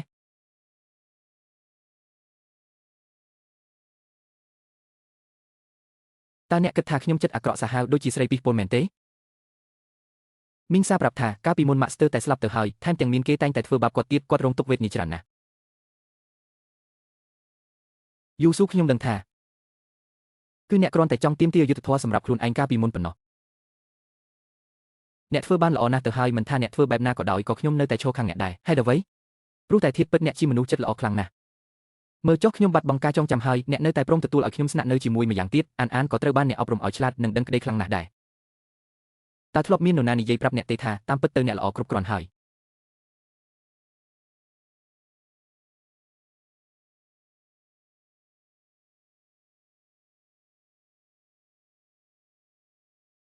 យេមីងបរោះម្នាក់នេះមិនមែនកំពុងសម្ដែងគ្រប់ពេលទេដឹងនិយាយស្ដីផ្អែមល្ហែមប៉ះចំចិត្តខ្លាំងណាស់ខ្ញុំស្ទើរតែលងខ្លួនទៅហើយយូស៊ូខ្ញុំបានស្រាវជ្រាវរកឃើញភូមិអានភីងដែលម្ដាយរបស់អ្នកធ្លាប់រស់នៅប្រហែលជាទីនោះមានវិធីបើកប្រអប់នេះហើយខ្ញុំត្រូវទៅកន្លែងមួយអ្នកត្រឡប់ទៅមុនចុះខ្ញុំទៅជាមួយអ្នកចុះស៊ូរយន្តខ្ញុំឃើញមនុស្សម្នាក់ដែលដូចលោកអគ្គនាយកលីខ្លាំងណាស់កំពុងបើកបរតម្រង់ទៅទីដៅភូមិអានភីងបើកឡានដេញតាមទៅតើអ្នករកអ្នកណាដែរកុំដើរច្រឡំទីនេះគ្មានមនុស្សរស់នៅយូរហើយកាលពីពេលមុនមានភ្លើងឆេះយ៉ាងខ្លាំងឆេះរបស់របរនៅខាងក្នុងអស់រលីងភ្លើងឆេះតើកើតឡើងតាំងពីពេលណាគឺទើបតែថ្មីនេះឯងខ្ញុំទើបតែបានប្រអប់របស់ម្ដាយខ្ញុំទីនេះក៏ត្រូវភ្លើងឆេះដែរមិនក៏មានរឿងចៃដន្យបែបនេះ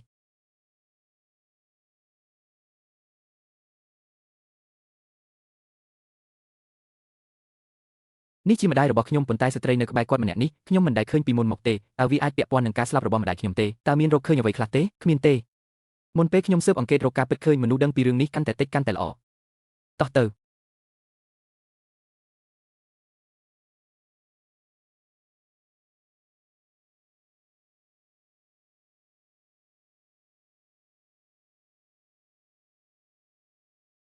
សៀវ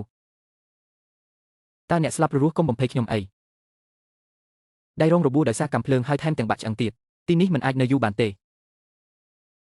ស៊ីរុយផ្ទះទាំងមូលត្រូវបានឆែកឆេររួចហើយឃើញមានស្នាមវីតបគ្នានៅក្នុងទីធ្លាប៉ុន្តែរកមិនឃើញមនុស្សទេស្នាមឈាមមើលទៅអគ្គនាយកលីពិតជាជួបគ្រោះថ្នាក់មែនហើយពួកយើងត្រូវតែរកគាត់ឲ្យឃើញជាបន្ទាន់បែបនេះចុះពួកឯងឆែកឆេរភូមិទាំងមូលឲ្យសពទៅបាត់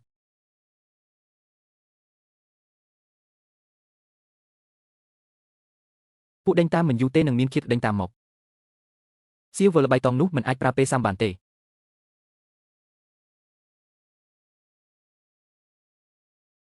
គឺអ្នកសោះ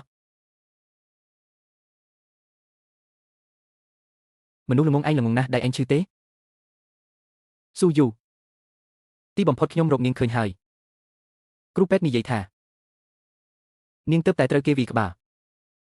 តើនឹកឃើញរឿងពីមុនខ្លះទេនាងខ្លាចខ្ញុំដឹងការចងចាំឡើងវិញណាស់មែនទេមិននឹងអាចទៅរួចបើលោកដឹងការចងចាំឡើងវិញខ្ញុំសប្បាយចិត្តស្ទើរមិនទាន់ផងគ្រាន់តែខ្ញុំសោកស្ដាយណាស់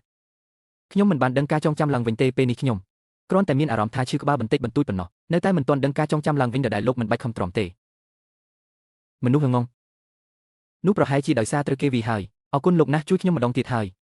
យប់ហើយពួកយើងប្រញាប់ត្រឡប់ទៅវិញទៅបាទនាងមិនចង់ឲ្យខ្ញុំដឹងការចងចាំឡើងវិញទេប្រហែលជាបារម្ភថាខ្ញុំនឹងនឹកឃើញរឿងយប់នោះកាលពី5ឆ្នាំមុន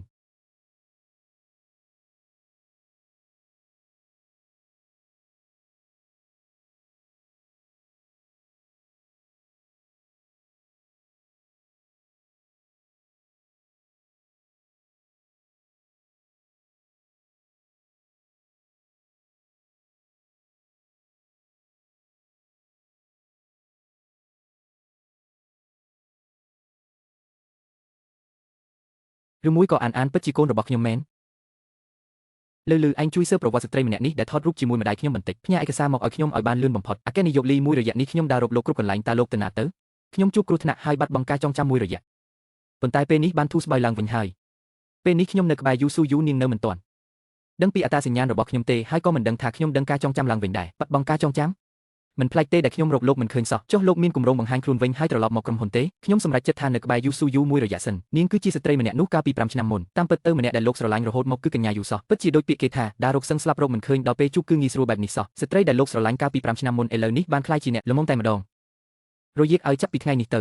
កូនចូលរួមជាមួយក្រុមហ៊ុនជាផ្លូវការហើយប៉ះចាំថានៅក្នុងដៃកូននៅមានកិច្ចសហការជាមួយគ្រប់ LC យកវាមកវិញឲ្យល្អទៅហើយបដូរវាទៅជាគ្រប់ UC គម្រោងរបស់ LC គឺខ្ញុំយកបានដោយសមត្ថភាពខ្លួនឯងតើមានសិទ្ធិអីយកមកឲ្យពួកអ្នកយូរ៉ូយេ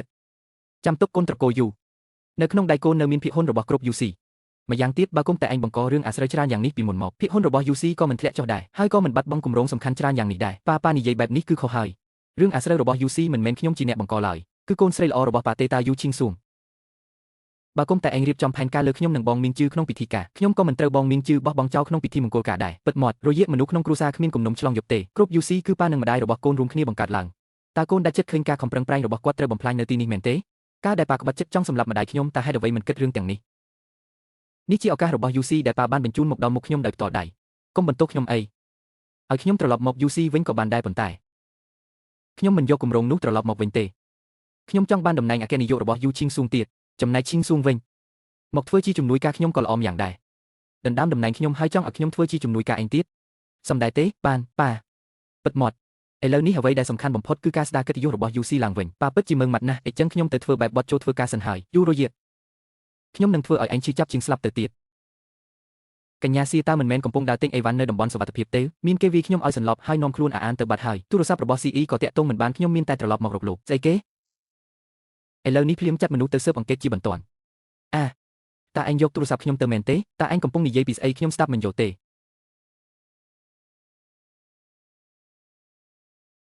លើកក្រោយមុននឹងធ្វើរឿងអាក្រក់ត្រូវចាំថាលាក់កន្ទុយកញ្ជ្រោងឲ្យចិត្តសិនលីនស៊ូយៀតទោះបីជាឯងយកទូរស័ព្ទទៅក៏យ៉ាងម៉េចដែរគុណសត្វត្រឆានតូចដែលឯងបង្កើតមកនោះជាតិនឹងគ្មានផ្លូវរកឃើញវិញឡើយតើឯងមានន័យថាម៉េចមានន័យថាម៉េចប្រហែលជាកូនត្រឆានតូចនោះពេលនេះត្រូវបានគេហែកជាបំណែកនឹងកិនឆ្អឹងបាច់ភេទទៅហើយមើលទៅតើកូនប្រុសរបស់ខ្ញុំនៅណាឲ្យប្រកាសទៅស្រីម្នាក់នោះដែលជាម្ដាយរបស់ឯងហ៊ានមកបំផ្លាញអាពាហ៍ពិពាហ៍របស់ឈីងស៊ូងកូនស្រីខ្ញុំហើយថែមទាំងចង់ដណ្ដើមតំណែងការងារនៅក្នុងក្រុមហ៊ុននាងទៀតខ្ញុំមានតែទីរវាត្រឡប់មកវិញពីលើខ្លួនឯងប៉ុណ្ណោះនរណាប្រើឲ្យឯងកាត់ចេញពីពោះរបស់ស្រីម្នាក់នោះធ្វើជាអត្រឆានតូចទៅវិញមនុស្សអាក្រក់ម៉ាក់របស់ខ្ញុំច្បាស់ជាមកជួយខ្ញុំមិនខានទេល្អណាស់ចាំឯងមកទៅចាំឲ្យម៉ាក់របស់ឯងទៅរកឯងនៅក្នុងលូទឹកស្អុយទៅចុះ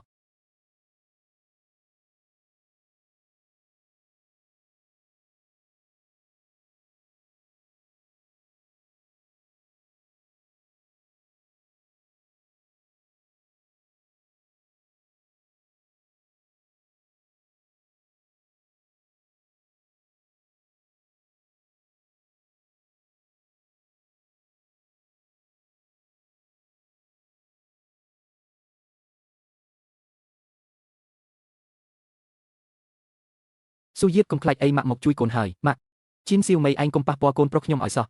លីនស៊ូយៀតឯងពិតជាថោកទាបមែនសូម្បីតែកូនរបស់ប្រុសណាផ្ដេសផ្ដាស់ក៏មិនដឹងផងបែរជាស្រឡាញ់ស្មើជីវិតយ៉ាងនេះទៅកើតបើចង់ឲ្យខ្ញុំលេងអត្តឆានតូចនេះថ្ងៃនេះចូលលុតជង្គង់នៅចំពោះមុខខ្ញុំទៅល្អខ្ញុំលុតជង្គង់កូនស្រីខ្ញុំឈីងស៊ូហែនលេនតើឯងកំពុងធ្វើអ្វីហ្នឹងឯងចង់ឲ្យក្មេងនេះស្លាប់នៅចំពោះមុខឯងមែនទេកុំអីម៉ាក់កុំថាឡើយឲ្យបងងាកក្រោយសូម្បីតែជីវិតរបស់បងក៏បងស្ម័គ្រចិត្តប្រគល់ឲ្យដែរជប់ភ្លាមឯងចង់ងាប់មែនទេឯងហ៊ានផងកាត់អីហ្នឹងលឿនឡើងទៅមន្ទីរពេទ្យកូនសម្លាញ់សុំទោសគឺមកពីម៉ាក់ការពារកូនមិនបានល្អមិនអីទេលោកគ្រូពេទ្យទើបតែប្រាប់ខ្ញុំថាគេគ្រាន់តែសន្លប់ដោយសារគ្រុនក្តៅខ្លាំងពេលបញ្ចុះកម្ដៅហើយនឹងលេងអីហើយថ្ងៃនេះអរគុណលោកហើយបើគ្មានលោកទេប្រហែលជានៅមានគ្រោះថ្នាក់នៅឡើយទេចុះតើលោកដឹងពីរោងយន្តហោះនោះបានយ៉ាងម៉េចទៅគឺកញ្ញាឆៃជាអ្នកប្រាប់ខ្ញុំថានាំត្រូវបានគេនាំខ្លួនទៅបន្ទាប់មកខ្ញុំក៏បានឆែកកាមេរ៉ាសុវត្ថិភាពនៅក្បែរនោះទាំងអស់ម៉ាក់ជួយកូនផងកូនខ្លាចកុំខ្លាចអីម៉ាក់នៅទីនេះហើយម៉ាក់ពូសង្ហាកូនខ្លាចកូនចង់បានប៉ាកុំខ្លាចអីមកប៉ានៅទីនេះហើយកុំខ្លាចអីណា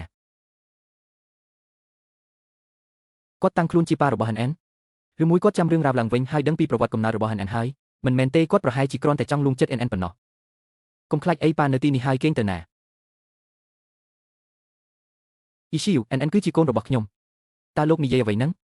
ខ្ញុំធ្លាប់ប្រាប់លោកហើយតើថាលោកគ្មានពាក់ព័ន្ធអ្វីជាមួយអានទេប៉ុន្តែរាល់ពេលដែលខ្ញុំឃើញអានខ្ញុំមានអារម្មណ៍ថាស្និទ្ធស្នាលណាស់ហើយក្រុមឈាមរបស់ខ្ញុំនិងគេក៏ដូចគ្នាទៀតខ្ញុំពិតជាចង់បញ្ជាក់ឲ្យច្បាស់ម្ដងទៀតណាលោកមានក្រុមឈាមដូចអានវាគ្រាន់តែជាការចៃដន្យឲ្យប៉ុណ្ណោះហើយខ្ញុំក៏បានប្រាប់ហើយដែរលោកមិនមែនជាឪពុកបង្កើតរបស់គេតតែសោះស៊ូយៀតខ្ញុំពិតជាល្អចំពោះអានដោយស្មោះហើយអានក៏ចូលចិត្តខ្ញុំខ្លាំងណាស់ដែរចុះតើខ្ញុំអាចធ្វើជាឪពុកចុងរបស់អានបានទេមិនបានទេដាច់ខាតគឺមិនបានឡើយហេតុអ្វីបានជាមិនបានស៊ូយៀតខ្ញុំនឹងល្អចំពោះអូនខ្លាំងណាស់ជាការពិតណាស់ខ្ញុំក៏នឹងចាត់ទុកអានដូចជាកូនបង្កើតរបស់ខ្ញុំដែរសុំទោសផងខ្ញុំសុំទៅទទួលទូរស័ព្ទមួយផ្លេតអញ្ចឹងខ្ញុំទៅកំដរអាន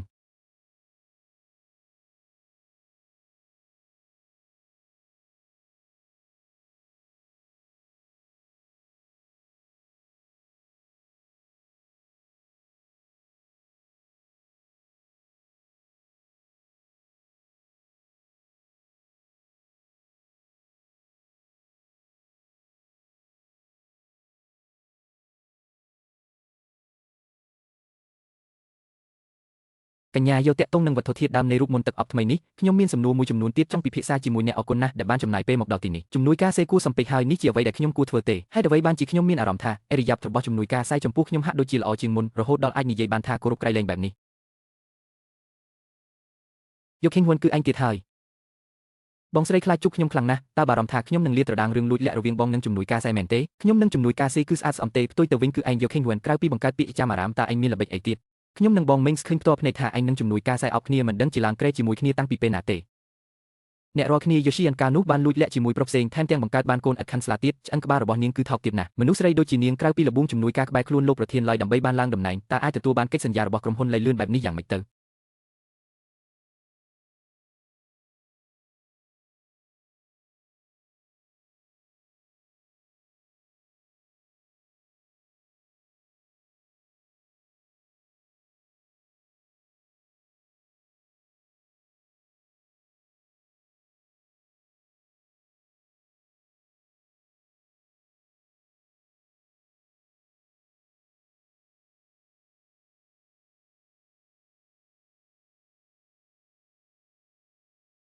ខ្ញុំព្រមមានអ្នកកុំនិយាយផ្ដេសផ្ដាស់ខ្ញុំនិងកញ្ញាយកមានតែទំនាក់ទំនងសហការគ្នាប៉ុណ្ណោះម្យ៉ាងទៀតកញ្ញាយូគឺជាអ្នកផ្សំទឹកអប់ដែលលោកប្រធានលៃពេញចិត្តបំផុតតែហេតុអ្វីបានជាខ្ញុំមើលថាលោកប្រធានក្រុមហ៊ុនលៃបានបាត់ខ្លួនជាយូរមកហើយជំនួយការសាយកុំប្រាប់ណាថាអ្នកនិងយូស៊ីអានត្រូវរកគ្នាសម្រាប់លោកប្រធានលៃដើម្បីឆ្លៀតឱកាសរឹបចាំមើលអ្នកណាហ៊ាន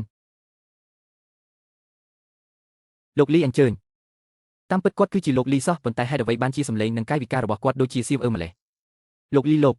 ហេតុអ្វីលោកត្រឡប់មកវិញបើខ្ញុំមិនត្រឡប់មកវិញទេតើខ្ញុំដឹងបានយ៉ាងម៉េចថាពួកឯងខុបខិតជាមួយអ្នកក្រៅដើម្បីមកបង្កាច់បង្ខូចភ្ញៀវកិត្តិយសរបស់ខ្ញុំលោកលីពួកយើងក៏ត្រូវបានគេបោកប្រាស់ដែរគឺនាងទាំងអស់យូជីស៊ូងនិងវៃមីនស៊ឺពួកយើងត្រូវបានប្រុសស្រីថោកទាបទាំងពីរនាក់នេះបោកប្រាស់ចង្រៃមែនតើមិនមែននិយាយថាលោកលីទៅក្រៅប្រទេសហើយបាត់ខ្លួនជាយូរមកហើយទេអីហេតុអ្វីបានជាមកត្រឡប់មកវិញនៅពេលនេះលោកលីទោះបីជាយូស៊ូអ៊ីននិងស៊ីណានមិនបានធ្វើបាបលោកក៏ដោយប៉ុន្តែទំនាក់ទំនងរវាងពួកគេក៏មិនស្អាតស្អំដែរមកពីនាងស្រីថោកទាបឯងទាំងអស់ទើបធ្វើឲ្យខ្ញុំយល់ច្រឡំលើលោកលីខ្ញុំល្មមហើយអូសក្បាលពីរនាក់នេះចេញទៅឲ្យខ្ញុំចាប់ពីពេលនេះទៅក្រុមហ៊ុនលីស៊ឺគ្រប់របស់ខ្ញុំមិនអាចសហការជាមួយត្រកូលយូទៀតទេកុំអីលោកលីសូមផ្ដល់ឱកាសឲ្យខ្ញុំម្ដងទៀតទៅលោកលីផ្ដល់ឱកាសឲ្យខ្ញុំម្ដងទៀតបានទេលោកលីកញ្ញាយូខ្ញុំសូមទោសផងដែលធ្វើឲ្យនាងត្រូវរងភាពអយុត្តិធម៌នៅក្នុងក្រុមហ៊ុនរបស់ខ្ញុំអំបញ្ញមិញនេះអាហាសោះសំឡេងរបស់គាត់ក៏ដូចសៀវខ្លាំងណាស់ដែរឬមួយក៏អូមិនអីទេឲ្យតែការពិតបានលាតត្រដាងទៅគឺល្អហើយលោកលីបានផ្ដល់ភាពស្អាតស្អំឲ្យខ្ញុំហើយថែមទាំងបានជួយដោះស្រាយវិបត្តិគ្រួសារយូររបស់ខ្ញុំទៀតតើខ្ញុំអាចសុំប៉ាវលោកពិសាអាហារមួយពេលដើម្បីជាការថ្លែងអំណរគុណបានទេពិតជាបានតើប៉ុន្តែក្រុមហ៊ុនខ្ញុំបន្តិចទៀតនៅមានកិច្ចការងារត្រូវដោះស្រាយសូមកញ្ញាយូទៅរងចាំខ្ញុំនៅខាងក្រៅសិនចុះកញ្ញាយូអញ្ជើញតាមខ្ញុំមក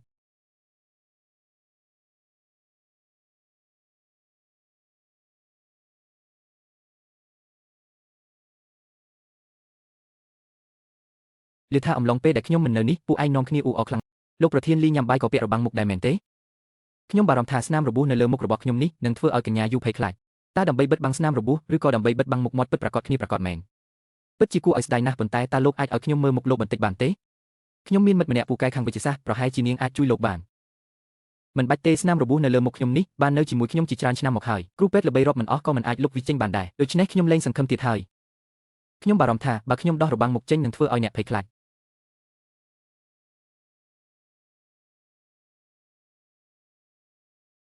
លោកប្រធានលីមិនប្រកាន់ទេណាបើខ្ញុំទទួលទូរស័ព្ទមួយផ្លេតកញ្ញាយូតាមសម្រួលអាឡូម៉ាក់តើពេលណាទើបម៉ាក់ត្រឡប់មកវិញកូននឹកម៉ាក់ណាស់ម៉ាក់ក៏នឹកកូនដែរក្មេងល្អបន្តិចទៀតម៉ាក់ត្រឡប់ទៅវិញហើយអូមែនហើយតើពូសៀវនៅផ្ទះទេចប់ហើយពូសៀវមិននៅផ្ទះទេអូចុះគាត់ទៅណាហើយគាត់ទៅទិញម្ហូបហើយមែនកូនចាស់ម៉ាក់ដឹងហើយអានមិនកុហកខ្ញុំទេមើលទៅលោកប្រធានលីនិងសៀវពិតជាគ្មានទំនាក់ទំនងគ្នាពិតមែនគឺខ្ញុំគិតច្រើនពេកហើយតែបើគាត់ជាប្រធានក្រុមហ៊ុនលីពិតមែននោះហេតុអ្វីក៏ត្រូវនៅក្បែរខ្ញុំធ្វើអីលោកប្រធានលីនេះជារបាយការណ៍ពិនិត្យដែលលោកឲ្យខ្ញុំធ្វើការពីអូមិនស្រួលខ្លួនក៏ក្រោកហើយមែនទេតាមពិតទៅវាគ្រាន់តែជាការចៃដន្យឲ្យពិតមែនលោកប្រធានលីក្នុងពេលដែលកូនរបស់កញ្ញាយូគ្មានទំនាក់ទំនងឈាមជ័រជាមួយលោកតើលោកនៅតែមានបំណងបន្តនៅក្បែរម្ដាយនិងកូនរបស់ពួកគេទៀតទេ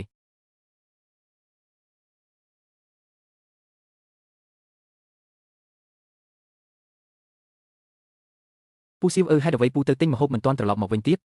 មិញនេះម៉ាក់ទូរស័ព្ទរកពូប្រយ័ត្នម៉ាក់កាត់ប្រាក់ខែពូទៅពូសៀវនឹងទៅវិញភ្លាមនេះហើយក្មួយប្រាប់ម៉ាក់ទៅពូធានាថាពូមិនបណ្ដាលឲ្យម៉ាក់កាត់ប្រាក់ខែពូទេមិននឹកស្មានថាលោកប្រធានលីជាមនុស្សពូកែស្រឡាញ់ថ្នាក់នេះសោះសូម្បីតែដឹងថាគុណមិនមែនជារបស់ខ្លួនក៏នៅតែជំនះតាមស្រឡាញ់កញ្ញាយូដែរប៉ាក់ឡានជូនខ្ញុំត្រឡប់ទៅវិញបាទលោកប្រធានលី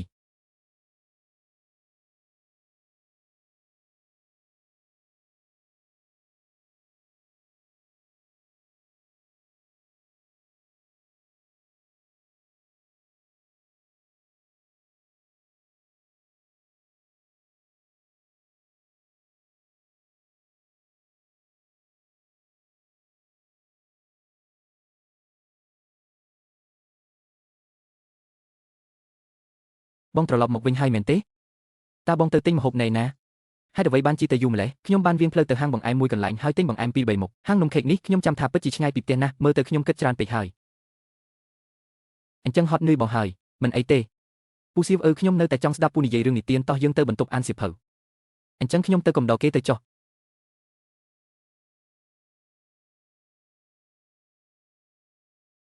ពូសៀវតើពូជាប្រធានក្រុមហ៊ុនត្រកូលីមែនទេហេតុអ្វីបានជាស៊ូភ្លាមបែបនេះមីងសៀនិយាយថាថ្ងៃនេះមានគេធ្វើបាបម៉ាក់គឺលោកប្រធានត្រកូលីពាក់របាំងមុខជួយសម្រួលឲ្យម៉ាក់ប៉ុន្តែពេលលោកប្រធានត្រកូលីលេចមុខពូបែជាមិននៅផ្ទះល្មមតើពូពិតជាលោកប្រធានត្រកូលីមែនទេហើយពូស្ដាការចងចាំឡើងវិញហើយនៅអាយុនៅក្មេងសោះតែឆ្លាតវៃនិងរហ័សរហួនម្ល៉េះគួរឲ្យស្ដាយគេមិនមែនជាកូនរបស់ខ្ញុំទេប៉ុន្តែយូស៊ូយុនមានការប្រុងប្រយ័ត្ននឹងខ្ញុំមិនទាន់អាចលាតត្រដាងខ្លួនបានទេឥឡូវនេះពូមិនទាន់ស្ដាការចងចាំឡើងវិញទេហើយពូក៏មិនមែនជាប្រធានក្រុមហ៊ុនត្រកូលីដែរពូហុចដៃមកឲ្យខ្ញុំមើលបន្តិចមើល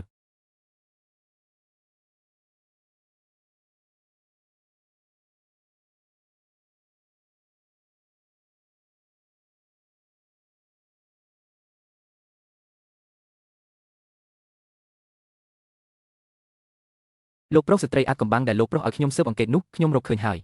នាងគឺជាជីវវណ្ណម្ដាយរបស់ប្រធានក្រុមហ៊ុនលីកាលនៅរស់គាត់ជាគ្រូពេទ្យហើយបានស្លាប់កាលពី15ឆ្នាំមុនស្លាប់តាំងពី15ឆ្នាំមុនម្ល៉េះម្ដាយរបស់ខ្ញុំក៏ស្លាប់កាលពី15ឆ្នាំមុនដែរឬមួយក៏ការស្លាប់របស់ពួកគេមានទំនាក់ទំនងគ្នានឹងគ្នាប៉ុន្តែខ្ញុំមិនដែលលំដាយនិយាយពីមនុស្សម្នាក់នេះទេប្រហែលជាលោកប្រុសអាចចាប់ផ្ដើមស៊ើបអង្កេតពីឪពុករបស់ប្រធានក្រុមហ៊ុនលីដែលជាប្តីរបស់ជីវវណ្ណកាលនៅរស់គឺលោកលីសាបឆឹង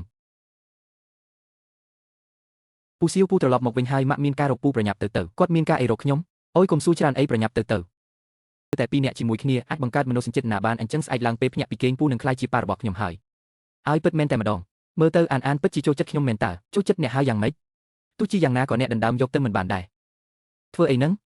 ចង់សាកល្បងពិចារណាមកនៅជាមួយខ្ញុំទេយ៉ាងម៉េចដែរខ្ញុំមិនទាន់មានគម្រោងមានស្នេហាទេម្យ៉ាងទៀតកូនប្រុសរបស់ខ្ញុំក៏ធំប៉ុណ្ណឹងហើយដែរយូស៊ូយូ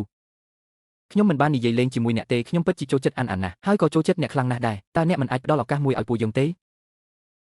កញ្ញាយូសុំទោសផងដែលធ្វើឲ្យនាងរងការអាក់អន់ចិត្តនៅក្នុងក្រុមហ៊ុនខ្ញុំអំបញ្ញមិញនេះសំឡេងរបស់គាត់ពិតជាដូចលីស៊ឺខ្លាំងណាស់បើមិនដឹងថាពួកគាត់មិនមែនជាមនុស្សតែម្នាក់ទេពិតជាស្រួលច្រឡំខ្លាំងណាស់ខ្ញុំនៅមានការងារត្រូវធ្វើទៀតខ្ញុំសុំទៅមុនហើយយូស៊ូយូចំពោះអ្នកខ្ញុំតែងតែស្មោះត្រង់ជានិច្ច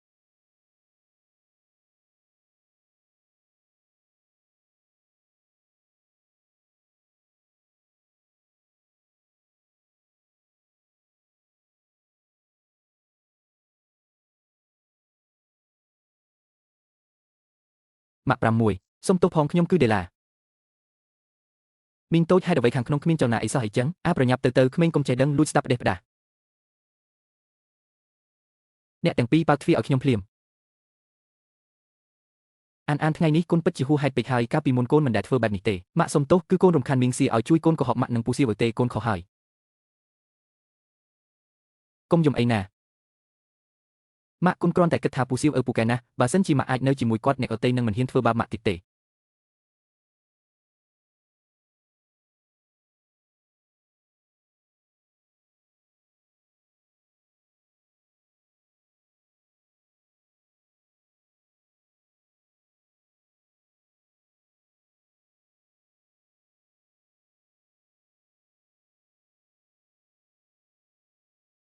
ស៊ូយូអើយលីថាប្រធានក្រុមហ៊ុនលីនពេញចិត្តនឹងសមត្ថភាពសំទឹកអប់របស់កូនខ្លាំងណាស់ថ្មីនេះក្រុមហ៊ុនលីនតែងតែបង្ក្រាបក្រុមហ៊ុនយូរបស់យើងកូនជួយសម្រុះសម្រួលបន្តិចទៅគឺយូឈីងស៊ូងដែលបានបង្កាច់បង្ខូចនិងរៀបចំគម្រោងការលើលីនយូរ៉ាននាងជាអ្នកធ្វើឲ្យលោកប្រធានលីនអន់ចិត្តតែហេតុអ្វីបានជាខ្ញុំត្រូវទៅសម្រុះសម្រួលឈីងស៊ូងគ្រាន់តែវង្វេងមួយពេលប៉ុណ្ណោះក្នុងនាមកូនជាសមាជិកម្នាក់នៃក្រុមហ៊ុនយូគ្រប់គួរសម្លឹងមើលផលប្រយោជន៍រួមជាធំតាមពិតវិធីសាស្ត្រគ្រប់គ្រងក្រុមហ៊ុនរបស់លោកប្រធានយូគឺការចាប់បង្ខំជនរងគ្រោះខាងសីលធម៌ដើម្បីបោះសម្អាតបញ្ហាដែលខ្លួនបង្កើតឡើងមែនទេឯងរឿងក្នុងគ្រួសាររបស់ក្រុមហ៊ុនយូគ្រប់មិនដល់វេនជនក្រៅសាច់ញាតិដូចជាឯងមកលូកមាត់នោះទេមើលទៅអាហារពេលល្ងាចថ្ងៃនេះមិនចាំបាច់ញ៉ាំទៀតទេលោកប៉ាតើកូនចង់បានអ្វីទើបព្រមជួយនិយាយពាក្យល្អឲ្យក្រុមហ៊ុនយូគ្រប់បញ្ហាគឺបង្កឡើងដោយយូឈីងស៊ូងបើមិនដូច្នោះទេគ្រាន់តែដេញនាងចេញពីក្រុមហ៊ុនទៅខ្ញុំនឹងពិចារណាទៅសម្រុះសម្រួលស្រីថោកទាបឯងបិទមាត់ទៅល្អប៉ាយល់ព្រមតាមកូនឲ្យឈីងស៊ូងចាក់ចេញពីក្រុមហ៊ុនលោកប៉ាឯងស្ងាត់មាត់ទៅលោកប៉ាស័កសមជាអ្នកដឹកនាំគ្រួសារយូពិតមែនធ្វើការសម្រេចចិត្តបានម៉ឺងម៉ាត់ណាស់តែគួរឲ្យស្ដាយខ្ញុំគ្រាន់តែនិយាយថាពិចារណាប៉ុន្តែមិនបាននិយាយថានឹងជួយពិតប្រាកដនោះទេស៊ូយូអើយប៉ាជឿជាក់លើកូនឲ្យតែមានកូននៅទីនេះនឹងអាចនាំក្រុមហ៊ុនយូត្រឡប់មកផ្លូវត្រូវវិញជាមិនខានអូប្រអប់ដែលម៉ាក់កូនបន្សល់ទុកឲ្យកូននោះតើកូនបានបើកវានៅទេបើមិនដូច្នោះទេកូនប្រគល់វាឲ្យប៉ាមកថ្មីនេះប៉ាបានស្គាល់អ្នកជំនាញដោះសោម្នាក់គាត់ពិតជាអាចជួយកូនបើកប្រអប់នោះមិនបាច់ទេរបស់ដែលម៉ាក់បន្សល់ទុកឲ្យខ្ញុំបើកដោយខ្លួនឯងបានហើយ អុយមិនហ្នឹងឬមួយកូនសង្ស័យថាលោកប៉ានឹងលេបត្របាក់របស់គេមរតកដែលម៉ាក់គុណបន្សល់ទុកនោះធ្វើម៉េចនឹងអាចទៅរួចទៅប៉ាទោះជាយ៉ាងណានេះជារបស់ដែលម៉ាក់បន្សល់ទុកឲ្យខ្ញុំគឺខ្ញុំបើកដោយខ្លួនឯងល្អជាងមិនបាច់រំខានដល់ប៉ាទេចាស់អាកប្បកិរិយារបស់គ្រួសារអូនថ្ងៃនេះរៀងប្លែកបន្តិចពួកគេមិនដូចជាមកព្រោះរឿងការងារទេតែផ្ទុយទៅវិញដូចជាមកព្រោះតែគេមរករបស់ម្ដាយអូនច្រើនជាងកាលពីមុនពេលដែលយកគោទៅហុចប្រអប់នោះឲ្យបងគាត់មិនមែនមានអាកប្បកិរិយាបែបនេះទេឬមួយគាត់ពិតជាបានរកឃើញអាកំបាំងនៃប្រអប់នោះហើយមែនទេអាចទៅរួចណាស់ប៉ុន្តែលើកនេះយកគោទៅសាកល្បងមិនបានសម្រេចពួកគេច្បាស់ជានឹងរកវិធីផ្សេងទៀតមិនខានបើពួកយើងចង់ដឹងពីគោលបំណងរបស់គាត់វាមិនពិបាកនោះទេមិនល្អជាងទេបើពួកយើងលបួងពួកគេឲ្យចូលក្នុងអន្ទាក់នោះយេស៊ីវមីស្រីថោកទាបម្នាក់នេះចាំឃ្លាំមើលអស់ជាច្រើនថ្ងៃទីបំផុតគ្មានមនុស្សនៅផ្ទះហើយ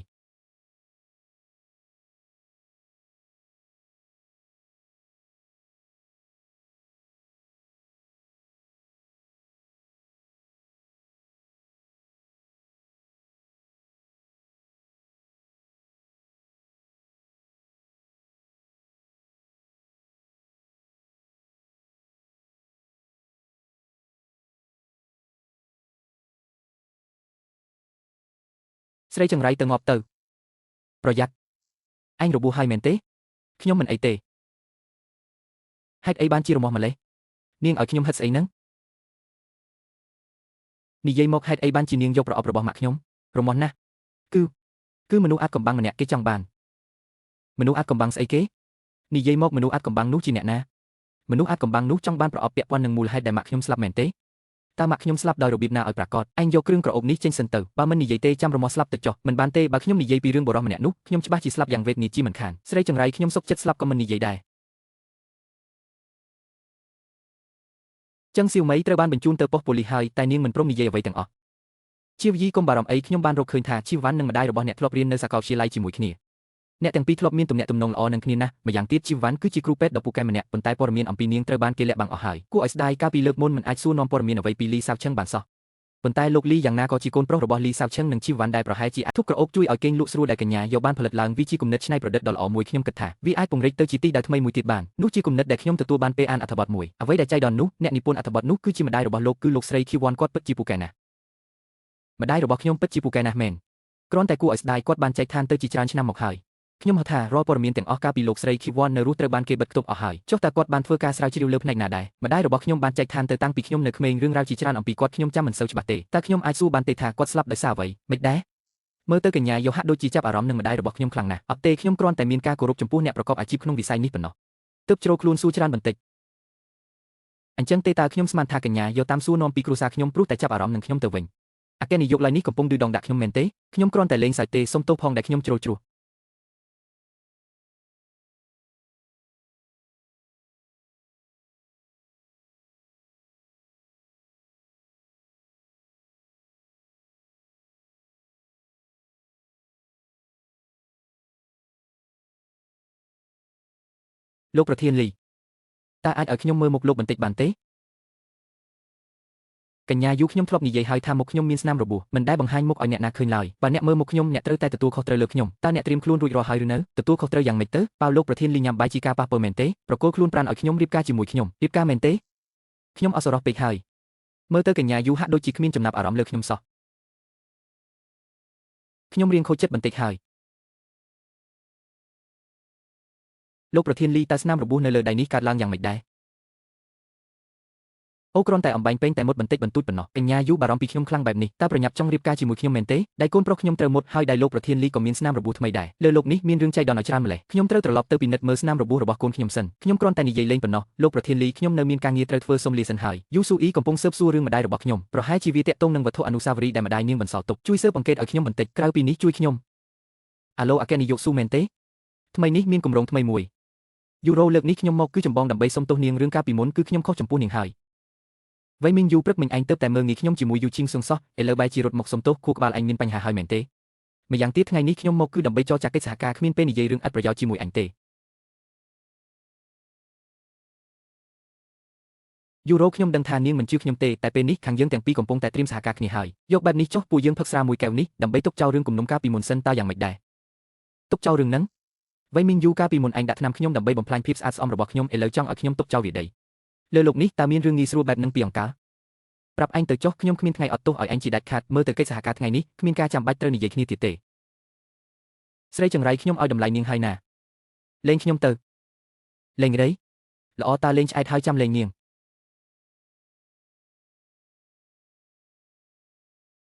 ស្រីចង្រៃគ្រាន់តែជារបស់ជុះដែលគេធ្លាប់លេងសាច់សោះខ្ញុំចង់លេងជាមួយនាងគឺចាត់ទុកថាឲ្យតម្លៃនាងណាស់ទៅហើយអញហ៊ានដាក់ថ្នាំខ្ញុំផងនាងស្មានថាខ្ញុំនឹងដាក់ថ្នាំក្នុងស្រាមែនទេនាងមើលស្រាខ្ញុំពេកហើយរបស់ដូចជាគ្រឿងក្រអូបបំផុសអារម្មណ៍នេះគឺនាងជាអ្នកបង្រៀនខ្ញុំតើកុំបារម្ភអីបន្តិចទៀតនេះនឹងធ្វើឲ្យនាងរីករាយពេញទំហឹងមិនខានកុំអីឬមួយថ្ងៃស៊ូយៀននាងមិនអីទេមែនទេក្តៅណាស់មកនេះមកអញចង់ធ្វើអីហ្នឹងវ៉ៃមីងជឿរឿងថ្ងៃនេះខ្ញុំមិនបណ្ដោយឲ្យវាកន្លងផុតទៅបែបនេះទេណា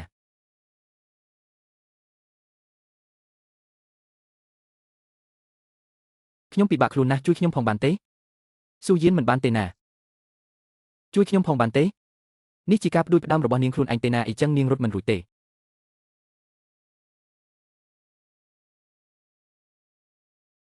ហាហេតុអីបានជាគាត់នៅលើគ្រែរបស់ខ្ញុំមិនមែនទេដឹងកុំប្រាប់ណាថាអញភ្លេចរឿងម្សិលមិញអស់ហើយនោះពិបាកខ្លួនណាស់ជួយខ្ញុំផងបានទេស៊ូយៀនមិនបានទេណាជួយខ្ញុំផងបានទេ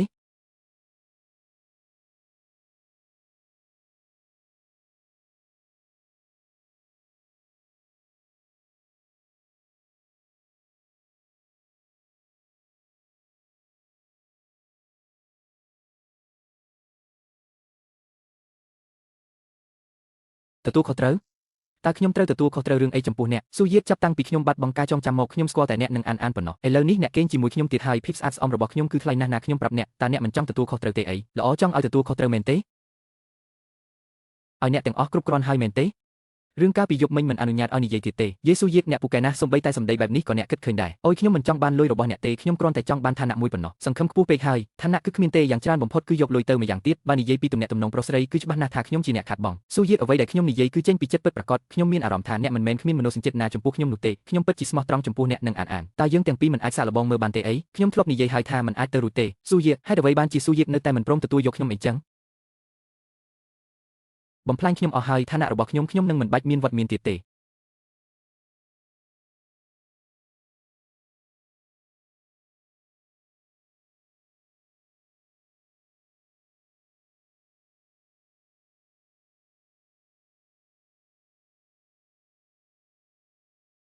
ម៉ាក់ពូសៀវយប់មិញអ្នកទាំងពីរទៅណាមែនហើយទូរស័ព្ទក៏មិនព្រមទទួលម្នាក់មួយខ្សែសារភាពតាមត្រង់មកតើអ្នកទាំងពីរលួចទៅដើរលេងលាក់លៀមនៅណាដើរលេងលាក់លៀមស្អីទៅយប់មិញពួកយើងយប់មិញគឺទៅពិភាក្សាការងារតើគុំនិយាយផ្ដេសផ្ដាសពិភាក្សាការងារមែនណា status ហេតុអីបានជាខ្ញុំអាហាយូស៊ូយូហេតុអីបានជាមានស្នាមថាប់នៅលើកញ្ចឹងអ្នកទាំងពីរពិតជាលួចទៅសាងពិភពអែមល្ហែមពីរអ្នកមែនមិនប្លែកទេដែលទុកខ្ញុំនឹងអានចោលនៅផ្ទះម៉ាក់ពូសៀវតើអ្នកទាំងពីរស្រឡាញ់គ្នាពិតមែនទេអីចឹងទៅថ្ងៃមុខពូសៀវនឹងក្លាយជាប៉ារបស់កូនហើយស្នាមថាប់ស្អីទៅនេះច្បាស់ជាមូខំសោះនឹងចុះតតែមូធំប៉ុណ្ណាទើបខំចេញជាស្នាមបែបនេះមូដែលខំបងនោះប្រហែលជាមានមុខមាត់ដូចប្រុសម្នាក់ដែលនៅក្បែរបងបេះបិទមែនទេណែស្ងាត់ទៅសើចស្អីហ្នឹងបាទខ្ញុំមិនសើចទេខ្ញុំមិនសើចទេពន្យល់មកគុំសង្ឃឹមថានឹងបោកខ្ញុំបានឲ្យសោះនៅលើកញ្ចឹងកបងមើលភ្លាមដឹងតែជាស្នាមថាប់តែម្ដងគុំចាត់ទុកខ្ញុំដូចជាមនុស្សល្ងងឲ្យសោះ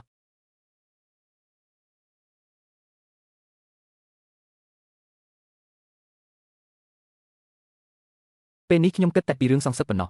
មិនបានគិតច្រើនពីរឿងផ្សេងទៀតឡើយយល់ហើយនិយាយអញ្ចឹងខ្ញុំទើបតែរកឃើញថា3ខែមុនពេលម្ដាយរបស់អ្នកចែកឋានគាត់តែងតែលួចស៊ើបអង្កេតលីសាវឈឹងភរិយារបស់លីសាវឈឹងគឺជីវ៉ាន់ហាក់ដូចជាត្រូវបានម្ដាយ3ខែមុនពេលចែកឋានទំនាក់ទំនងរវាងម៉ាក់និងជីវ៉ាន់គឺល្អណាស់ឬមួយក៏ម៉ាក់កំពុងស៊ើបអង្កេតពីមូលហេតុនៃការស្លាប់របស់ជីវ៉ាន់មែនទេខ្ញុំរកឃើញព័ត៌មានតែប៉ុណ្្នឹងទេឯព័ត៌មានផ្សេងទៀតត្រូវបានគេជិតណាបិទគប់អស់ហើយប៉ុន្តែអ្វីដែលប្រកាសនៅពេលនេះគឺគ្រូសាយូនិងលីសាវឈឹងពិតជាមានការខុបខិតគ្នាពិតមែនតែយើងនៅតែរកមិនឃើញភស្តុតាងរបស់ពួកគេនៅឡើយទេកាលពីមុនគ្រូសាយូតែងតែទាមទារប្រអប់របស់ម៉ាក់ខ្ញុំមកវិញប្រហែលជាមានការណែនាំពីលីសាវឈឹងមិនអីទេឯងជួយបញ្ចេញដំណឹងខ្លះទៅខាងក្រៅឲ្យខ្ញុំផងពូសៀវតើពូនិងម៉ាក់ខ្ញុំរៀបការពេលណាដែរខ្ញុំចង់ធ្វើជាក្មេងកាន់ផ្កាហើយពាក់អាវធំសង្ហាទៀតក្មេងដតីមិនអាចចូលរួមអាពាហ៍ពិពាហ៍របស់ប៉ាម៉ាក់ខ្លួនឯងបានទេតែខ្ញុំពិតជាអស្ចារ្យមែនឯងចង់ធ្វើជាក្មេងកាន់ផ្កាមែនទេពិតជាបានតើគ្រាន់តែគួរឲ្យស្ដាយណាស់ម៉ាក់របស់ឯងនៅមិនទាន់ព្រមយល់ព្រមនៅជាមួយខ្ញុំនៅឡើយទេប្រែថាមិនទាន់នៅជាមួយគ្នាទេពូសៀវល្បឿនញ៉ែស្រីរបស់ពូអនពេកហើយអានពិតជាខកបំណងនឹងពូណាមិនអីទេចុះឯងអាចជួយគិតគំនិតល្អខ្លះឲ្យពូសៀវបានទេសួរចំមនុស្សហើយប៉ុន្តែថ្លៃរៀនគឺថ្លៃណាស់ណានេះជាសម្ដីរបស់ឯងណាគ្មានបញ្ហាទេព្រមព្រៀងពូសៀវខ្ញុំចាំថាមានសៀវភៅមួយក្បាលដែលបង្រៀនពីរបៀបញ៉ែស្រីខ្ញុំទៅរកមើលសិនយ៉ាងម៉េចហើយមិនអីទេមែនទេពូសៀវខ្ញុំមិនបានរងរបួសទេពូសៀវដៃរបស់ពូហូឈាមហើយឈឺអត់ខ្ញុំមិនឈឺទេពូក៏ហកហើយពូហូឈាមច្រើនយ៉ាងនេះច្បាស់ជាឈឺណាស់ខួរក្បាលរបស់ពូដាំឡើយត្រូវបានគេវីម្ដងរួចទៅហើយបើពូប្រែជាល្ងងទៅតើថ្ងៃក្រោយពូអាចធ្វើជាប៉ារបស់ខ្ញុំយ៉ាងម៉េចទៅមកពីខ្ញុំទាំងអស់មិនគួរឡើងធ្នើសៀវភៅសោះ គឺដើម្បីធ្វើជាប៉ារបស់ក្មួយនឹងហើយដូច្នេះពូគ្មានថ្ងៃបណ្ដោយឲ្យខ្លួនឯងល្ងងឡើយអីចឹងពូកុំកម្រិតអីខ្ញុំមើលឲ្យពូសៀវជីបចុះរបស់ពូបានការចងចាំឡើងវិញហើយមែនទេតើពូបានការចងចាំឡើងវិញតាំងពីពេលណាហេតុអ្វីមិនប្រាប់ម៉ាក់របស់ខ្ញុំស្ដាប់ពូពន្យល់សិនមែនទេដែលពូបានការចងចាំឡើងវិញតាំងពីលើកមុនម្លេះតើពូកំពុងកុហកខ្ញុំមែនទេពូមិនបានចិត្តណាកុហកក្មួយទេពិតមែនតែម្ដងពូបានការចងចាំឡើងវិញយូរហើយពូជាមនុស្សកុហកខ្ញុំនឹងម៉ាក់ស្អប់មនុស្សកុហកបំផុតខ្ញុំជប់ចូលចិត្តពូទៀតហើយខ្ញុំនឹងទៅប្រាប់ម៉ាក់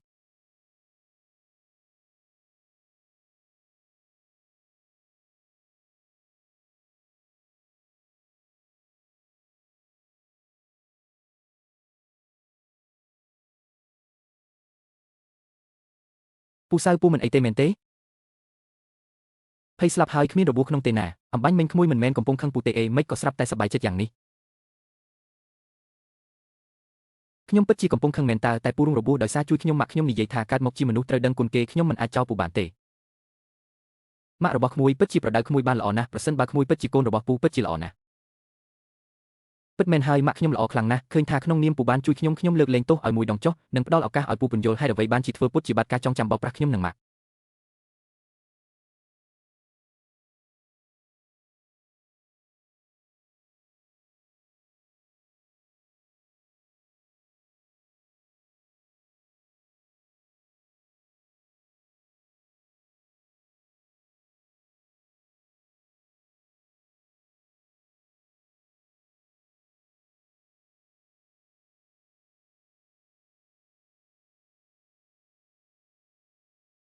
ប្រសិនបើពូនិយាយថាពូចិត្តពិតស្រឡាញ់ម៉ាក់របស់ក្មួយទើបនិយាយកុហកតើក្មួយជឿទេហេតុអ្វីពីព្រោះម៉ាក់ក្មួយមិនចូលចិត្តពូទេបើនាងដឹងថាពូធ្វើពុតជាបាត់ការចងចាំនាងប្រកាសជាដេញពូចេញមិនខានចុះពូស្រឡាញ់ម៉ាក់ខ្ញុំដោយស្មោះមែនទេពូស្បត់ថាពូស្រឡាញ់ម៉ាក់ក្មួយដោយស្មោះមែនប្រសិនបើពូអាចនៅជាមួយម៉ាក់ក្មួយពិតមែនពូចង់រួមរស់ជាមួយនាងមួយជីវិតនិងជួយមើលថែក្មួយជាមួយនាងចុះបើពូនិងម៉ាក់ខ្ញុំបង្កើតកូនថ្មីទៀតតើពូនៅតែស្រឡាញ់ខ្ញុំដូចឥឡូវនេះទេម៉ាក់ខ្ញុំនិងពូសៀវមិនបាននិយាយអ្វីសោះអំបញ្ញមិញអាននិយាយថាសៀវភៅលើធ្នើនេះធ្លាក់រប៉ាត់រប៉ាយខ្ញុំក៏មកជួយរៀបចំគឺមានតែប៉ុណ្្នឹងតើម៉ាក់អំបញ្ញមិញកូនអត់ប្រយ័ត្នទៅបុកទូសៀវភៅគឺពូសៀវជាអ្នកជួយកូនទេគាត់ហូរឈាមច្រើនណាស់ម៉ាក់ប្រញាប់ទៅជួយរៀបចំរបួសឲ្យគាត់ទៅ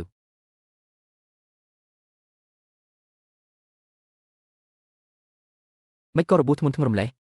ទ្រាំបន្តិចទៅខ្ញុំលាបថ្នាំឲ្យបាត់នៅឈឺទៀតទេអត់ទេអរគុណអ្នកណាស់ដែលបានជួយអានម្ដងទៀតមួយរយៈនេះគាត់រងរបួសជាច្រើនដងណាស់ព្រោះតែខ្ញុំនឹងអានបើមិនគិតរឿងពីមុនគាត់ជាមនុស្សកំណាចទេនោះគាត់ពិតជាឪពុកដ៏ល្អម្នាក់មែនអរគុណអីទៅថ្ងៃក្រោយពេលពួកយើងនៅជាមួយគ្នាអានក៏ជាអ្នកបន្តវេនរបស់ខ្ញុំដែរដូច្នេះខ្ញុំល្អដាក់គេគឺជារឿងត្រឹមត្រូវហើយបើអ្នកចង់អរគុណខ្ញុំពិតមែនអ្នកអាចផ្ដល់ឋានៈមួយឲ្យខ្ញុំបានបងនិយាយផ្ដេសផ្ដាសអីហ្នឹងលេបថ្នាំខ្លួនឯងទៅខ្ញុំមិនខ្វល់ពីបងទៀតទេស៊ូយូអូនគួរតែដឹងច្បាស់ហើយអ្វីដែលបងនិយាយគឺពិតប្រាកដមែនកុំរត់គេចទៀតអីបានទេ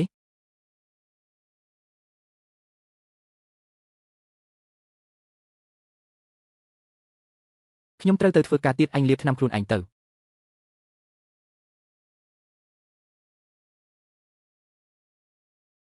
និយាយមកហេថៅម្ដាយរបស់ឯងនិងម្ដាយរបស់កញ្ញាអ៊ីពិតជាមានទំនាក់ទំនងគ្នាមែន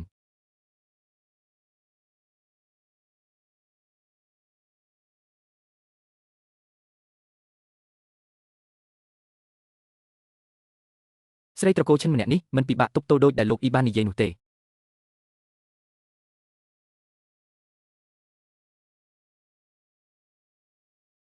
អាឡូលោកអ៊ីរបស់ដែលលោកចង់បានខ្ញុំយកបានហើយបាទ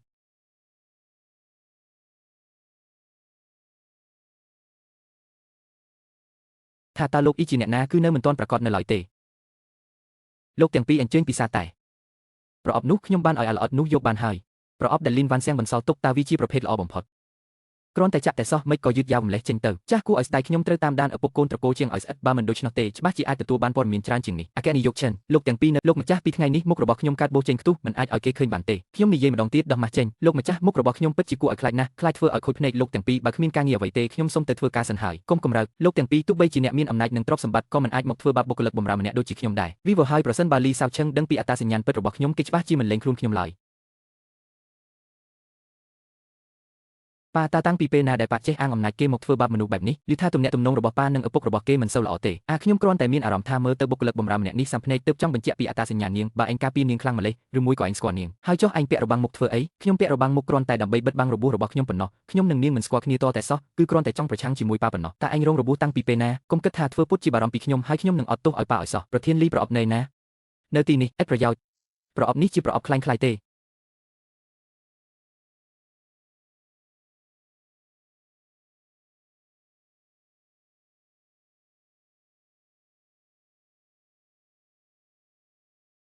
អរគុណលោកប្រធានលីដែលបានជួយដោះស្រាយបញ្ហាឲ្យខ្ញុំមានការត្រូវទៅមុនហើយកញ្ញាយូប្រើខ្ញុំរួចហើយចង់រត់គេចអីចឹងមែនទេកញ្ញាយូស្អីគេខ្ញុំមិនយល់ទេមិនព្រមទទួលស្គាល់មែនទេ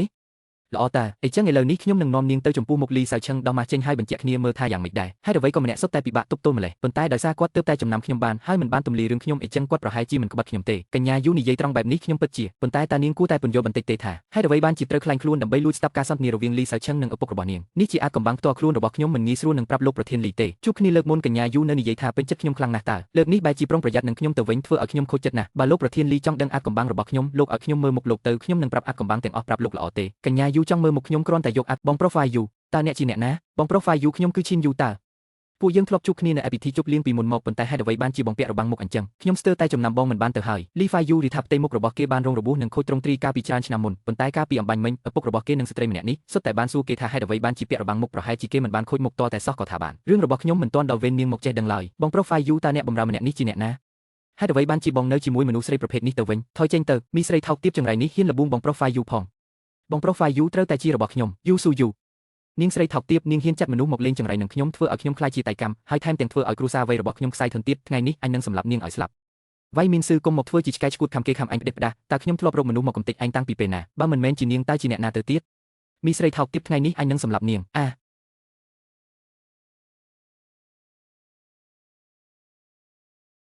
ចេញទៅសៀវអើឯងមិនអីទេមែនទេខ្ញុំមិនអីទេអញរបួសហើយខ្ញុំជូនទៅមន្ទីរពេទ្យ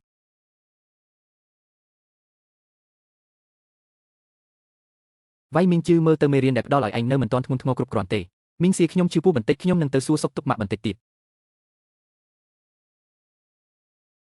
លោកតាកាត់អីហ្នឹង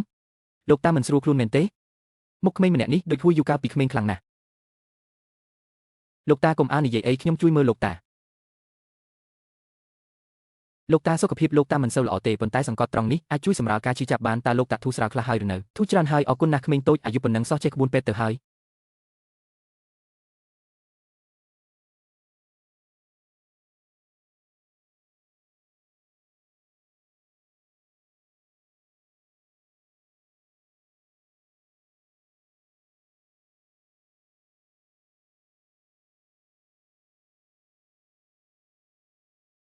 ដើរឲ្យលឿនបន្តិចទៅហួយយានឹងដេញតាមទាន់បន្តិចទៀតនេះហើយថ្ងៃនេះអរគុណអញណាស់ដែលបានជួយសង្គ្រោះអានម្ដងទៀតប៉ុន្តែតើអញរកឃើញអានហើយជួយសង្គ្រោះនាងបានយ៉ាងម៉េចទៅអានត្រូវបានជន់ជួញដូរម្នាក់នាំខ្លួនទៅហើយត្រូវបានចាប់ខ្លួនបានល្មមពេលកំពុងរត់គេចបន្ទាប់មកខ្ញុំក៏នាំអានត្រឡប់មកវិញមើលទៅអ្នកដែលចាប់ខ្លួនអានទៅមិនមែនជាមនុស្សរបស់គ្រួសារយូធ្វើនោះទេ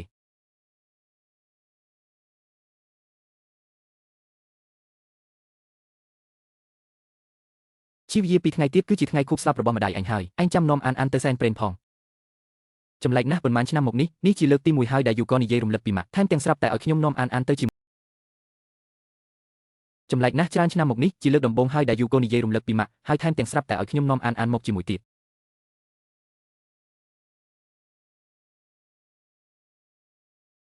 ថ្ងៃនេះជាថ្ងៃខួបស្លាប់របស់ម៉ាក់ឯងនាំកូនស្រីក្រៅច្បាប់របស់ស្រីលួចលាក់ម្នាក់នេះមកធ្វើអីបងស្រីមិនមែនខ្ញុំចង់មកឲ្យទើបភ្នែកបងទេគឺដោយសារថ្មីនេះសុខភាពប៉ាមិនសូវល្អខ្ញុំបារម្ភពីគាត់ទើបសុំមកជាមួយដែរ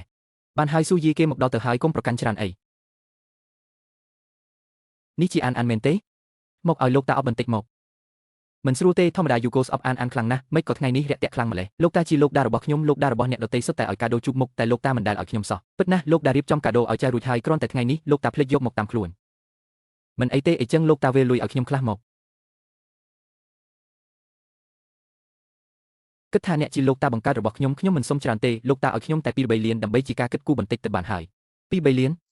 ឯងស្ងាត់មកទៅមិនអីទេលោកតានឹងវេរឲ្យចៅ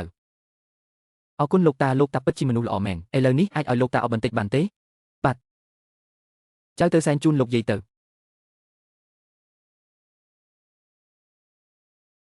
លោកយាយអានមកសួរសុខទុក្ខលោកយាយហើយលោកយាយកុំបារម្ភអីខ្ញុំនឹងពូសៀវនឹងមើលថែម៉ាក់ឲ្យបានល្អលោកយាយនៅលើមេឃក៏ត្រូវជួយថែរក្សាម៉ាក់ឲ្យមានសុខភាពល្អនិងមានសេចក្តីសុខផងហើយកុំភ្លេចជួយឲ្យអានរកស៊ីមានបានផងណាខ្ញុំចង់ទិញវីឡាធំមួយជូនម៉ាក់អញកុំបារម្ភអីខ្ញុំពិតជានឹងជួយមើលថែស៊ូយៀននិងអានជំនួសឯងឲ្យបានល្អម៉ាក់កុំបារម្ភអីឥឡូវនេះកូនរស់នៅបានសុខស្រួលណាស់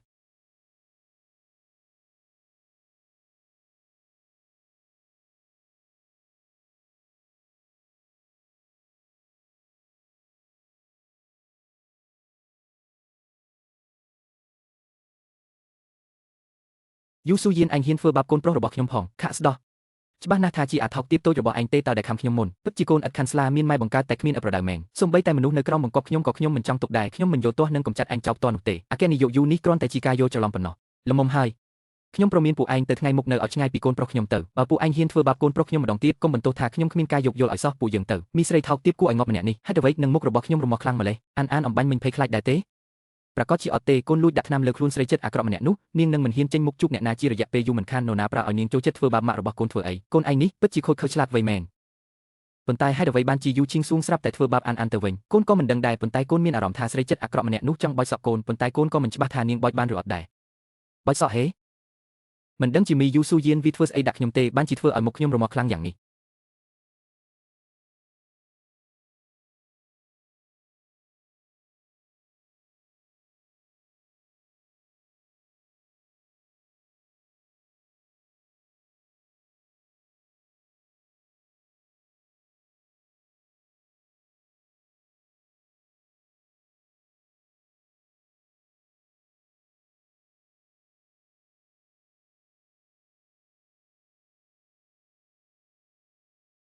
ះប៉ុន្តែទោះជានាងប្រុសស៊ូយៀបទីបំផុតអ្នកត្រឡប់មកវិញហើយលោកលីសាវឈឹងបានផ្ញើលិខិតអញ្ជើញចូលរួមពិធីខួបកំណើតរបស់គាត់មកឬថាអាចនាំក្មេងទៅចូលរួមជាមួយបានទៀតផងខ្ញុំក៏ចង់ទៅកម្មវិធីខួបកំណើតដែរតើគំរូត្រូវបានផ្ញើទៅដល់ហើយឬនៅអគ្គនាយកយូមុននេះនៅតាមផ្លូវយករបស់ទៅជូនគេខ្ញុំបានដួលមួយផ្កាប់មុខហើយគំរូសក់ក៏បាត់បង់ទៅហើយស្អីគេអញជាមនុស្សអត់ប្រយោជន៍មែន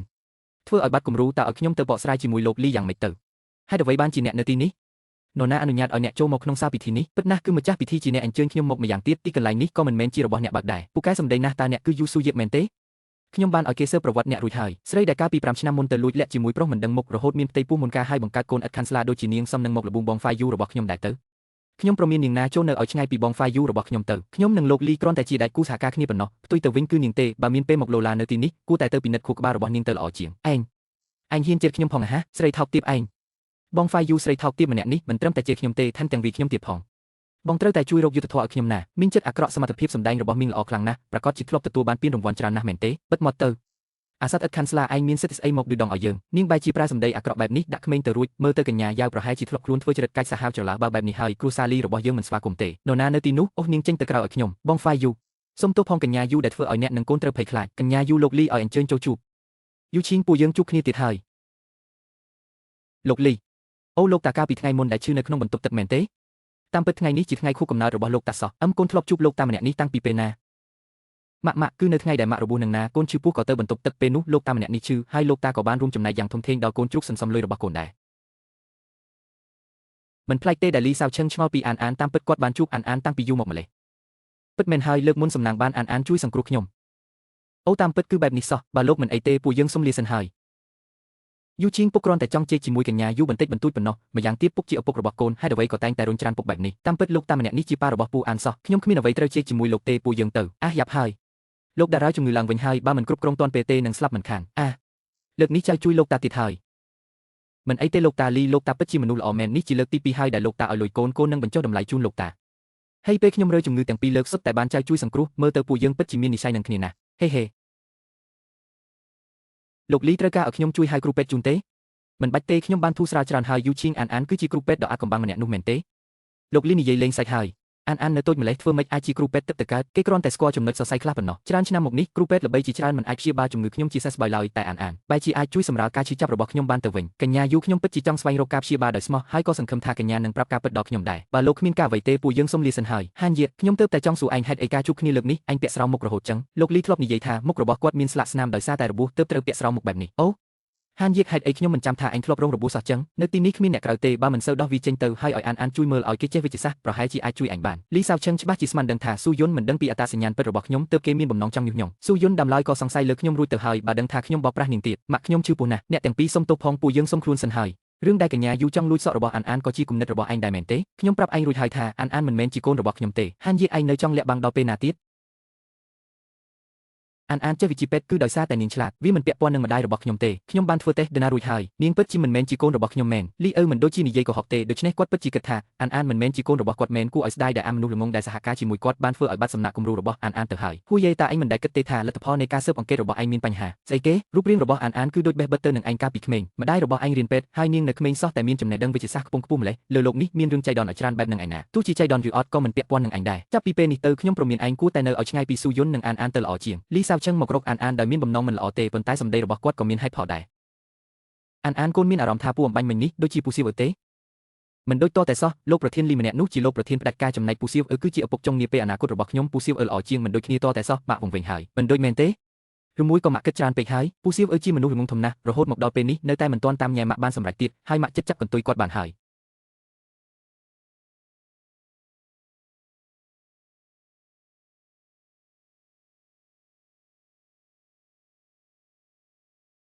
យជូនអ្នកនេះជារបាយការណ៍ពិនិត្យថ្ម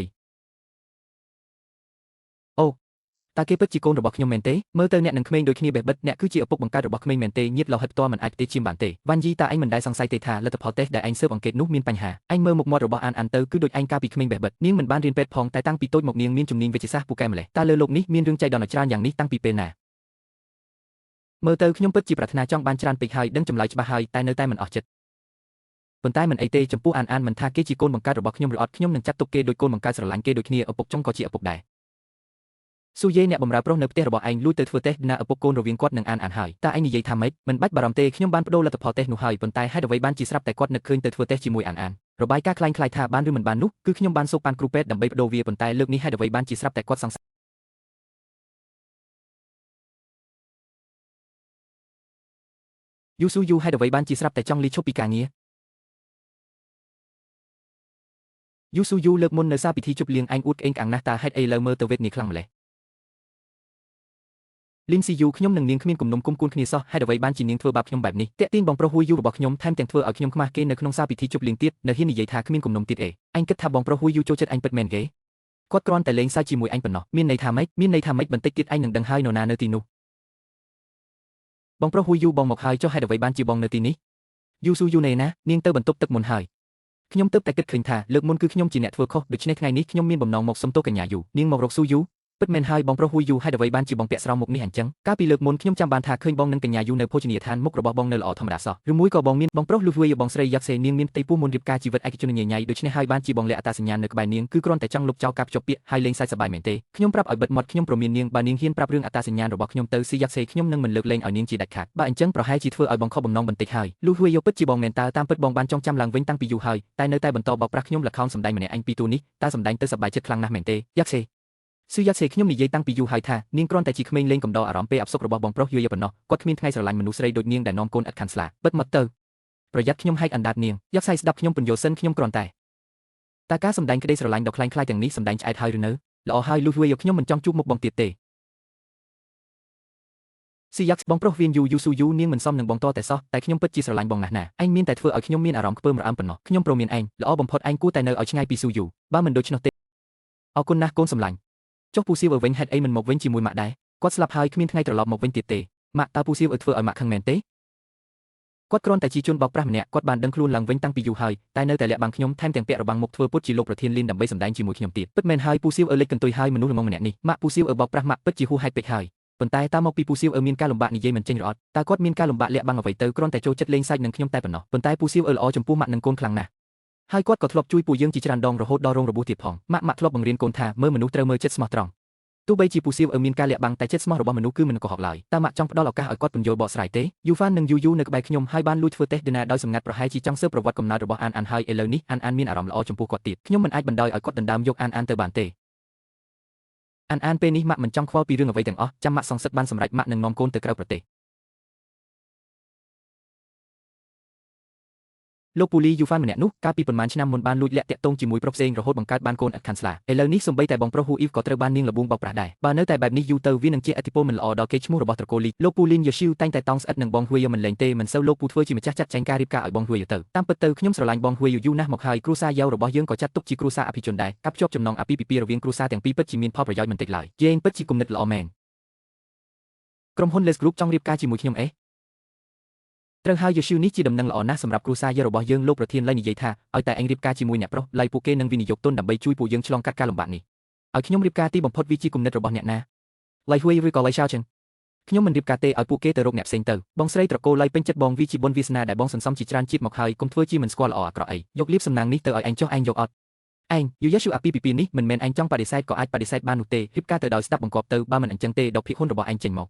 ចុះបើខ្ញុំមិនជ្រើសរើសយកមួយណាតតែសោះនោះខ្ញុំដឹងហើយថាឯងមិនងាយស្ដាប់បង្គាប់បែបនេះទេប្រគល់ភាគហ៊ុនមកខ្ញុំនឹងឲ្យឈីងស៊ូងរៀបការជំនួសឯងពុកពិតជាចេះយកសັບមែនតែគួរឲ្យស្ដាយភាគហ៊ុនខ្ញុំមិនប្រគល់ឲ្យទេហើយអ្នកដែលគ្រូសាលីចង់បានចំឈ្មោះក៏មានតែខ្ញុំម្នាក់គត់ចុះបើឯងត្រូវពួកមនុស្សពៀលថោកទាបបំផុតចាប់រំលោភរួចសម្លាប់ខ្លួនឯងព្រោះតែភាពខ្មាស់អៀននោះចាំដល់ឯងស្លាប់ទៅភាគហ៊ុននឹងធ្លាក់មកលើដៃយើងដោយឯកឯងព័ត៌មាននៃការចងសម្ព័ន្ធភាពរវាងគ្រូសាលីនិងគ្រូសាយូត្រូវបានផ្សព្វផ្សាយរួចទម្លាយរឿងអាស្រូវរបស់ឯងការបដូរកូនក្រមុំថ្មីវាមិនមែនជារឿងសំហេតុផុសទេអីលោកហ៊ានផងមានអីដែលយើងមិនហ៊ាននរណានៅទីនោះមកចាប់នាងឲ្យជាប់លេងខ្ញុំលីស៊ូយូឯងទៅស្លាប់ដោយស្ងប់ចិត្តទៅចុះចាំពេលខ្ញុំបានខ្លាយជាជំទាវនៃគ្រប់លីខ្ញុំនឹងដុតក្រដាសប្រាក់សែនឲ្យឯងឲ្យបានច្រើនចាត់ការទៅលេងខ្ញុំទៅពួកអសត្វត្រឆានទាំងនេះលេងខ្ញុំលេងទៅស៊ូយៀនមិនអីទេមែនទេគឺឯងទៀតហើយមនុស្សប្រុសមិនដឹងមកពីណាតើនរណាឲ្យឯងចូលមកស៊ូយៀនមិនអីទេមែនទេឯងទៅភាគហ៊ុននេះទាំងអស់របស់ក្រុមហ៊ុនយូបានចុះហត្ថលេខាអស់ហើយឯងគឺលីហ៊ូយូមែនទេមិនអាចទៅរួចទេយូគូថាងកាលពីកន្លះម៉ោងមុនភាគហ៊ុននេះទាំងអស់របស់ក្រុមហ៊ុនយូបានចុះហត្ថលេខារួមគ្នាដើម្បីដកតំណែងឯងហើយឥឡូវនេះម្ចាស់របស់ក្រុមហ៊ុនយូគឺយូស៊ូយៀនឯងអាចចាក់ចេញទៅបានហើយ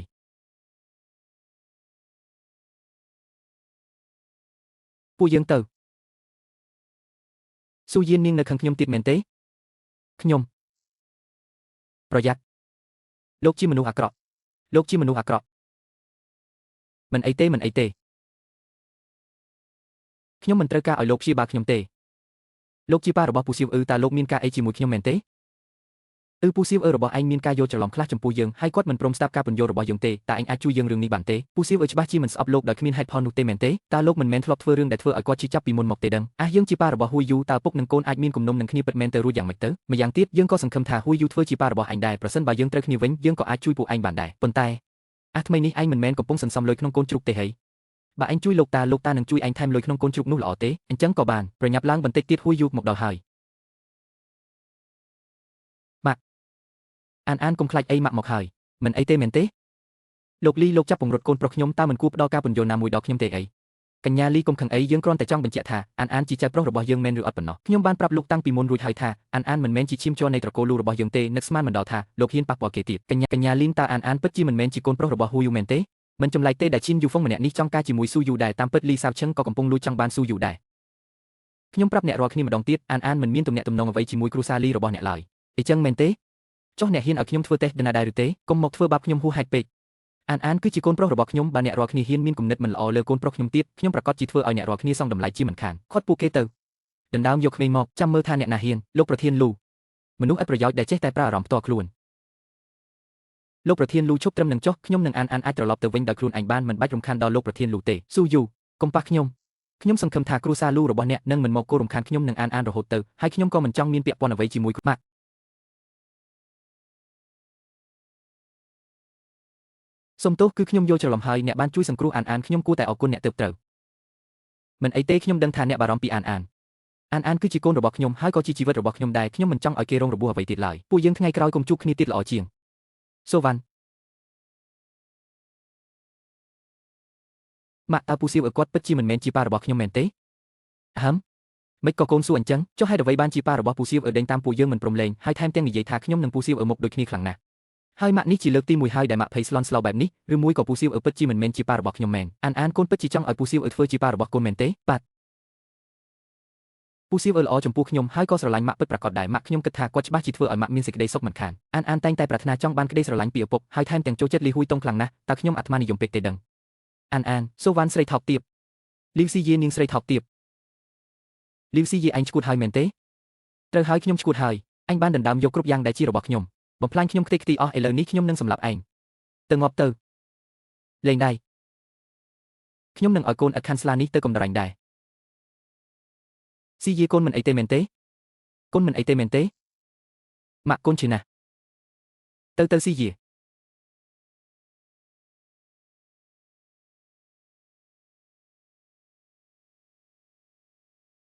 និយាយមកអញចង់ធ្វើអ្វីឲ្យប្រាកដ សម្ដីដែលឯងនិយាយមកកាន់ខ្ញុំចាំបាច់ត្រូវតែត្រជាក់ស្រេបបែបនេះមែនទេបើគ្មានការអីទេខ្ញុំសុំបិទសិនហើយខ្ញុំគ្រាន់តែចង់ផ្ដល់ការភ្ញាក់ផ្អើលមួយដល់ឯងប៉ុណ្ណោះជឿខ្ញុំចុះឯងនឹងសប្បាយចិត្តខ្លាំងណាស់ដែលបានទទួលការភ្ញាក់ផ្អើលមួយនេះស៊ូយុនអាននាងមិនអីទេនាងធ្វើជាឈឺគ្រាន់តែចង់ឲ្យពួកយើងស្ងប់ចិត្តចុះប៉ុណ្ណោះនិយាយគ្នាឲ្យស្រួលបួលទៅស៊ូយុនខ្ញុំមិនដែលគិតចង់ដណ្ដើមអានពីអ្នកឡើយខ្ញុំស្រឡាញ់អ្នកគឺស្រឡាញ់បែបចង់រួមរស់ជាមួយគ្នាពេញមួយជីវិតហើយខ្ញុំមើលឃើញពីក្នុងភ្នែករបស់អ្នកថាអ្នកក៏មិនមែនគ្មានមនោសញ្ចេតនាចំពោះខ្ញុំដែរប៉ុន្តែហេតុអ្វីបានជាត្រូវបដិសេធខ្ញុំម្ដងហើយម្ដងទៀតបែបនេះមិនមែនថាអ្នកមិនដឹងនោះទេខ្ញុំតែងតែស៊ើបអង្កេតពីមូលហេតុនៃការស្លាប់របស់ម្ដាយខ្ញុំរហូតមកហើយលីសាវឈឹងគឺជាជនសង្ស័យធំបំផុតពួកយើងមានគំនុំគ្រួសារខណ្ឌចែកចន្លោះស៊ូយុនមិនក៏អ្នកដឹងថាខ្ញុំនឹងមិននៅខាងអ្នកទៅវិញស្អីគេខ្ញុំដឹងថានៅពេលដែលអ្នកស៊ើបអង្កេតរឿងក្តីម្ដាយរបស់អ្នកស្លាប់គឺបានស៊ើបមកដល់លើខ្លួនម្ដាយខ្ញុំជីវវ៉ាន់រួចទៅហើយអ្នកប្រហែលជាមិនដឹងទេថាលីសាវឈឹងមានជំងឺពីកំណើតគឺតែងតែរស់នៅដោយពឹងផ្អែកលើថ្នាំដើម្បីទប់ជីវិតលើសពីនេះទៅទៀតគាត់ថែមទាំងបានចាប់ខ្លួនមនុស្សស្លូតត្រង់មួយចំនួនយកមកធ្វើការពិសោធន៍ថ្នាំម្ដាយខ្ញុំបានដឹងពីឧក្រិដ្ឋកម្មរបស់គាត់ក៏បានសម្លាប់ម្ដាយខ្ញុំចោលទៅម្ដាយរបស់ខ្ញុំមុនពេលស្លាប់ក៏បានស៊ើបអង្កេតលើលីសាវឈឹងមានរឿងអីមែនទេកញ្ញាលូខ្ញុំទើបតែដើរកាត់បន្ទប់អ្នកជំងឺហើយឃើញថាអានបាត់ខ្លួនហើយថាម៉េចហេតុអីបានជាអានលីសាវឈឹងឯងយកអានទៅណាហើយកញ្ញាលូបើចង់ឲ្យអានមានសុវត្ថិភាពចូលយកប្រអប់ដែលម្ដាយនាងបន្សល់ទុកមកទីនេះម៉ាក់អ្នកមីងជាងអានកុំខ្លាចអីលីសាវឈឹងខ្ញុំយកប្រអប់មកហើយដោះលែងអានទៅកញ្ញាលូនាងគ្មានសិទ្ធិមកថ្លៃជាមួយខ្ញុំទេលោកខ្ញុំពិតជាមិនយល់សោះហេតុអីបានជាលោកចង់បានរបស់កេតមរតកដែលម្ដាយខ្ញុំបន្សល់ទុកឲ្យខ្ញុំម្លេះហើយរបស់កេតមរតកដែលម្ដាយនាងបន្សល់ទុកឲ្យនាងមែនទេកញ្ញាលូម្ចាស់ប្រអប់នោះមិនមែនជាម្ដាយនាងតតែសោះតែជាភរិយារបស់ខ្ញុំជីវ៉ាន់ប្រអប់ដែលម៉ាក់បន្សល់ទុកតើអាចជាឯកសារស្រាវជ្រាវរបស់ពួកគេមែនទេមិនប្លែកទេដែលម៉ាក់មិនបានបន្សល់ទុកតម្រុយអ្វីឲ្យខ្ញុំសោះតាមពិតរបស់នេះជារបស់អ្នកដទៃសោះកុំខាត់ពេលអីយកប្រអប់មកឲ្យខ្ញុំ15ឆ្នាំហើយជីវវ៉ាន់នាងក៏នឹកស្មានមិនដល់ដែរត្រូវទេការលះបង់ជាច្រើនឆ្នាំរបស់នាងចុងក្រោយនៅតែធ្លាក់ក្នុងដៃខ្ញុំដដែលមីងហ្វាឲ្យខ្ញុំមិនដែលឃើញប្រអប់នេះតតែសោះបើកមិនចេញទេឯងអាចមនុស្សដែលម្ដាយឯងស្រឡាញ់បំផុតក្នុងជីវិតនេះក្រៅពីម្ដាយរបស់យូស៊ូយុនគឺមានតែឯងម្នាក់គត់ឯងគិតមើលឲ្យច្បាស់មើលតើគាត់បានបន្សល់ទុកតម្រុយពិសេសណាមួយឲ្យឯងដែរទេខ្ញុំនិយាយហើយតើថាប្រអប់នេះខ្ញុំបើកមិនចេញទេឥឡូវប្រអប់ឲ្យទៅឯងហើយដោះលែងអានទៅអាវិនគូវិនខ្ញុំសូមណែនាំឲ្យឯងស្ដាប់តាមខ្ញុំដោយសម្រួលទៅបើមិនអីចឹងទេខ្ញុំនឹងសម្លាប់កូនប្រុសរបស់ឯងហ៊ានគំរាមកំហែងក្មេងម្នាក់ផងឯងពិតជាគួរឲ្យខ្ពើមណាស់គូវិនអានមិនអាចមានរឿងអីកើតឡើងទេណាស៊ូយុនទុកឲ្យខ្ញុំចុះខ្ញុំច្បាស់ជាជួយសង្គ្រោះអានឲ្យបានយកប្រអប់មកឲ្យខ្ញុំតើគន្លឹះសម្ងាត់របស់ប្រអប់នេះគឺជាអ្វីទៅឬមួយក៏ម៉ាក់កំពុងធ្វើអីហ្នឹងពីព្រោះការរចនានេះគឺម៉ាក់ជាអ្នករចនាវាឡើងដោយផ្ទាល់ដៃនៅលើโลกនេះមានតែម៉ាក់ម្នាក់គត់ដែលអាចបើកវាបានប្រសិនបើបង្ខំកំទេចវារបស់ដែលនៅខាងក្នុងក៏នឹងត្រូវខូចខាតដែរអញ្ចឹងមើលឲ្យច្បាស់ណាតើកូនចេះហើយនៅចេះហើយម៉ាក់ចាប់ពីពេលនេះទៅអាចកំបាំងនៃប្រអប់នេះគឺមានតែពួកយើងពីរនាក់គត់ដែលដឹងជីវវ៉ាន់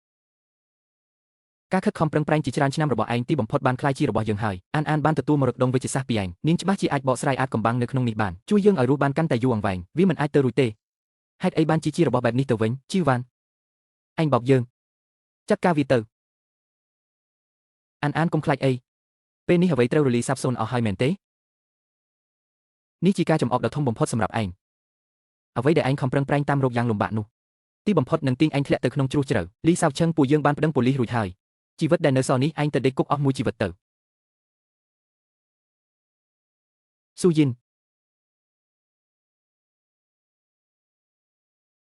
ូយិនពេលនេះលីសាវឈឹងក៏ត្រូវបានកាត់ទោសរួចរាល់ដែរគ្រប់យ៉ាងត្រូវបានបញ្ចប់ជាស្ថាពរហើយ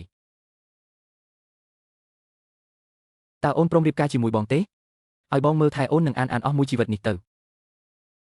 ទុកពេលឲ្យខ្ញុំគិតគូរឲ្យបានច្បាស់លាស់សិនចុះហេតុអីនៅត្រូវគិតទៀតឬមួយក៏មកពីបងធ្វើមិនទាន់បានល្អគ្រប់គ្រាន់